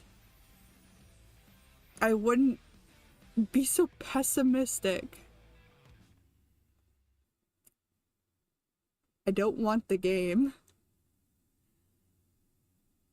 Your games are shit. Your Pokemon games are shit. I'm trying not to be rude. I'm trying not to be rude. And I'm trying not to be defamatory either because I could get sued. This is gross. This is absolutely fucking gross. This is nasty. And see, what I said earlier about me trying to see what's affordable for a Switch 2, I'm not even joking. I was debating on getting the Pokemon one. I might just get the one without the game and not even get the Pokemon game. Even though the Pokemon one is cheaper. They're throwing paid DLC in our face, and the game has not even fucking come out yet. It has not fucking come out yet. And they're throwing paid DLC in our face. Guarantee you the game is gonna suck. Because when has a Pokemon game been good? And they're throwing paid DLC in our face. Yeah, no. I'm good. Fuck you. I'm good. Only thing I liked is the art. No, I'm good. Fuck you. I'm good. How do you think they'll perform? More details will be shared in the future. Let's move on to some I'm good. They can go fuck themselves. I am good. You are allowed not to have empathy for fictional characters. Not fictional characters, specifically the company itself and the people that are doing this and how they are marketing the games. And I don't want to be pessimistic all the time. And I don't want to be like, oh, this game is shit. Oh, this game is shit. But it's literally just Pokemon game after Pokemon game. And when have Pokemon games been good in the last 5 years? You know, it's just, I don't know. You know, I don't know. It is hard to not be pessimistic over this because it's just, I played better games than Pokemon. I'm playing a better game than Pokemon, actually. So I could get my money's worth by not playing Pokemon. If that makes sense. It is hard just not being pessimistic. Because I played better games than Pokemon. I could get my money's worth just not buying the game and playing a better game. Danganronpa. Are you okay? You seem pretty out of it. These games absolutely scare me. 10 years ago, Danganronpa 2: Goodbye Despair is making the ultimate comeback. While on a school trip to These games scare me, like genuinely. When I was at work one night, I had a dream, like I was at work and I was just like, oh, I hope this bear doesn't legitimately like off me one day because I was just so scared. This game absolutely terrifies me. I was so scared because I was just watching gameplays and stuff and lore videos, and I was like, oh, this bear absolutely terrifies me. Because this game is genuinely terrifying. It is so scary. I don't want to watch the trailer because I'm actually scared of the game.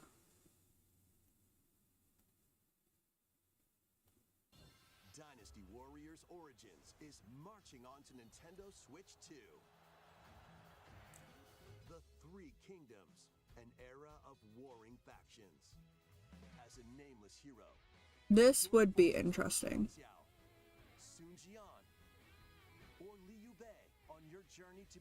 I don't know if I would play it on the Switch, but your choices will influence your story and may even alter historical events from the Three Kingdoms. this does seem interesting. The DLC both launch on Nintendo Switch 2, January 22nd. I don't know if I'd play on the Switch because I don't know how it would run. Fates are now intertwined.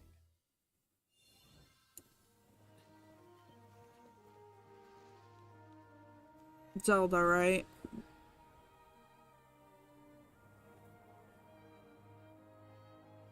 Okay, no.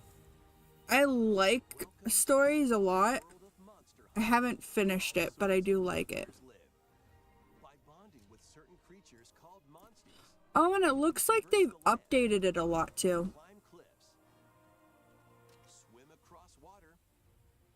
It looks so much better.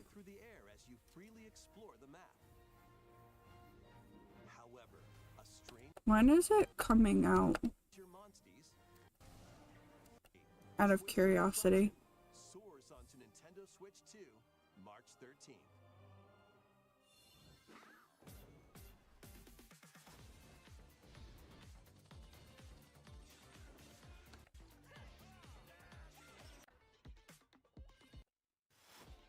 These ones I don't care about all that much. Lego Voyagers, Little Nightmares. Yeah, you're going to have to up the performance issues with Dynasty. Yeah. I don't care about this one. I think that's it too. I think that's it. Let me go back to just chatting. So I think that's it.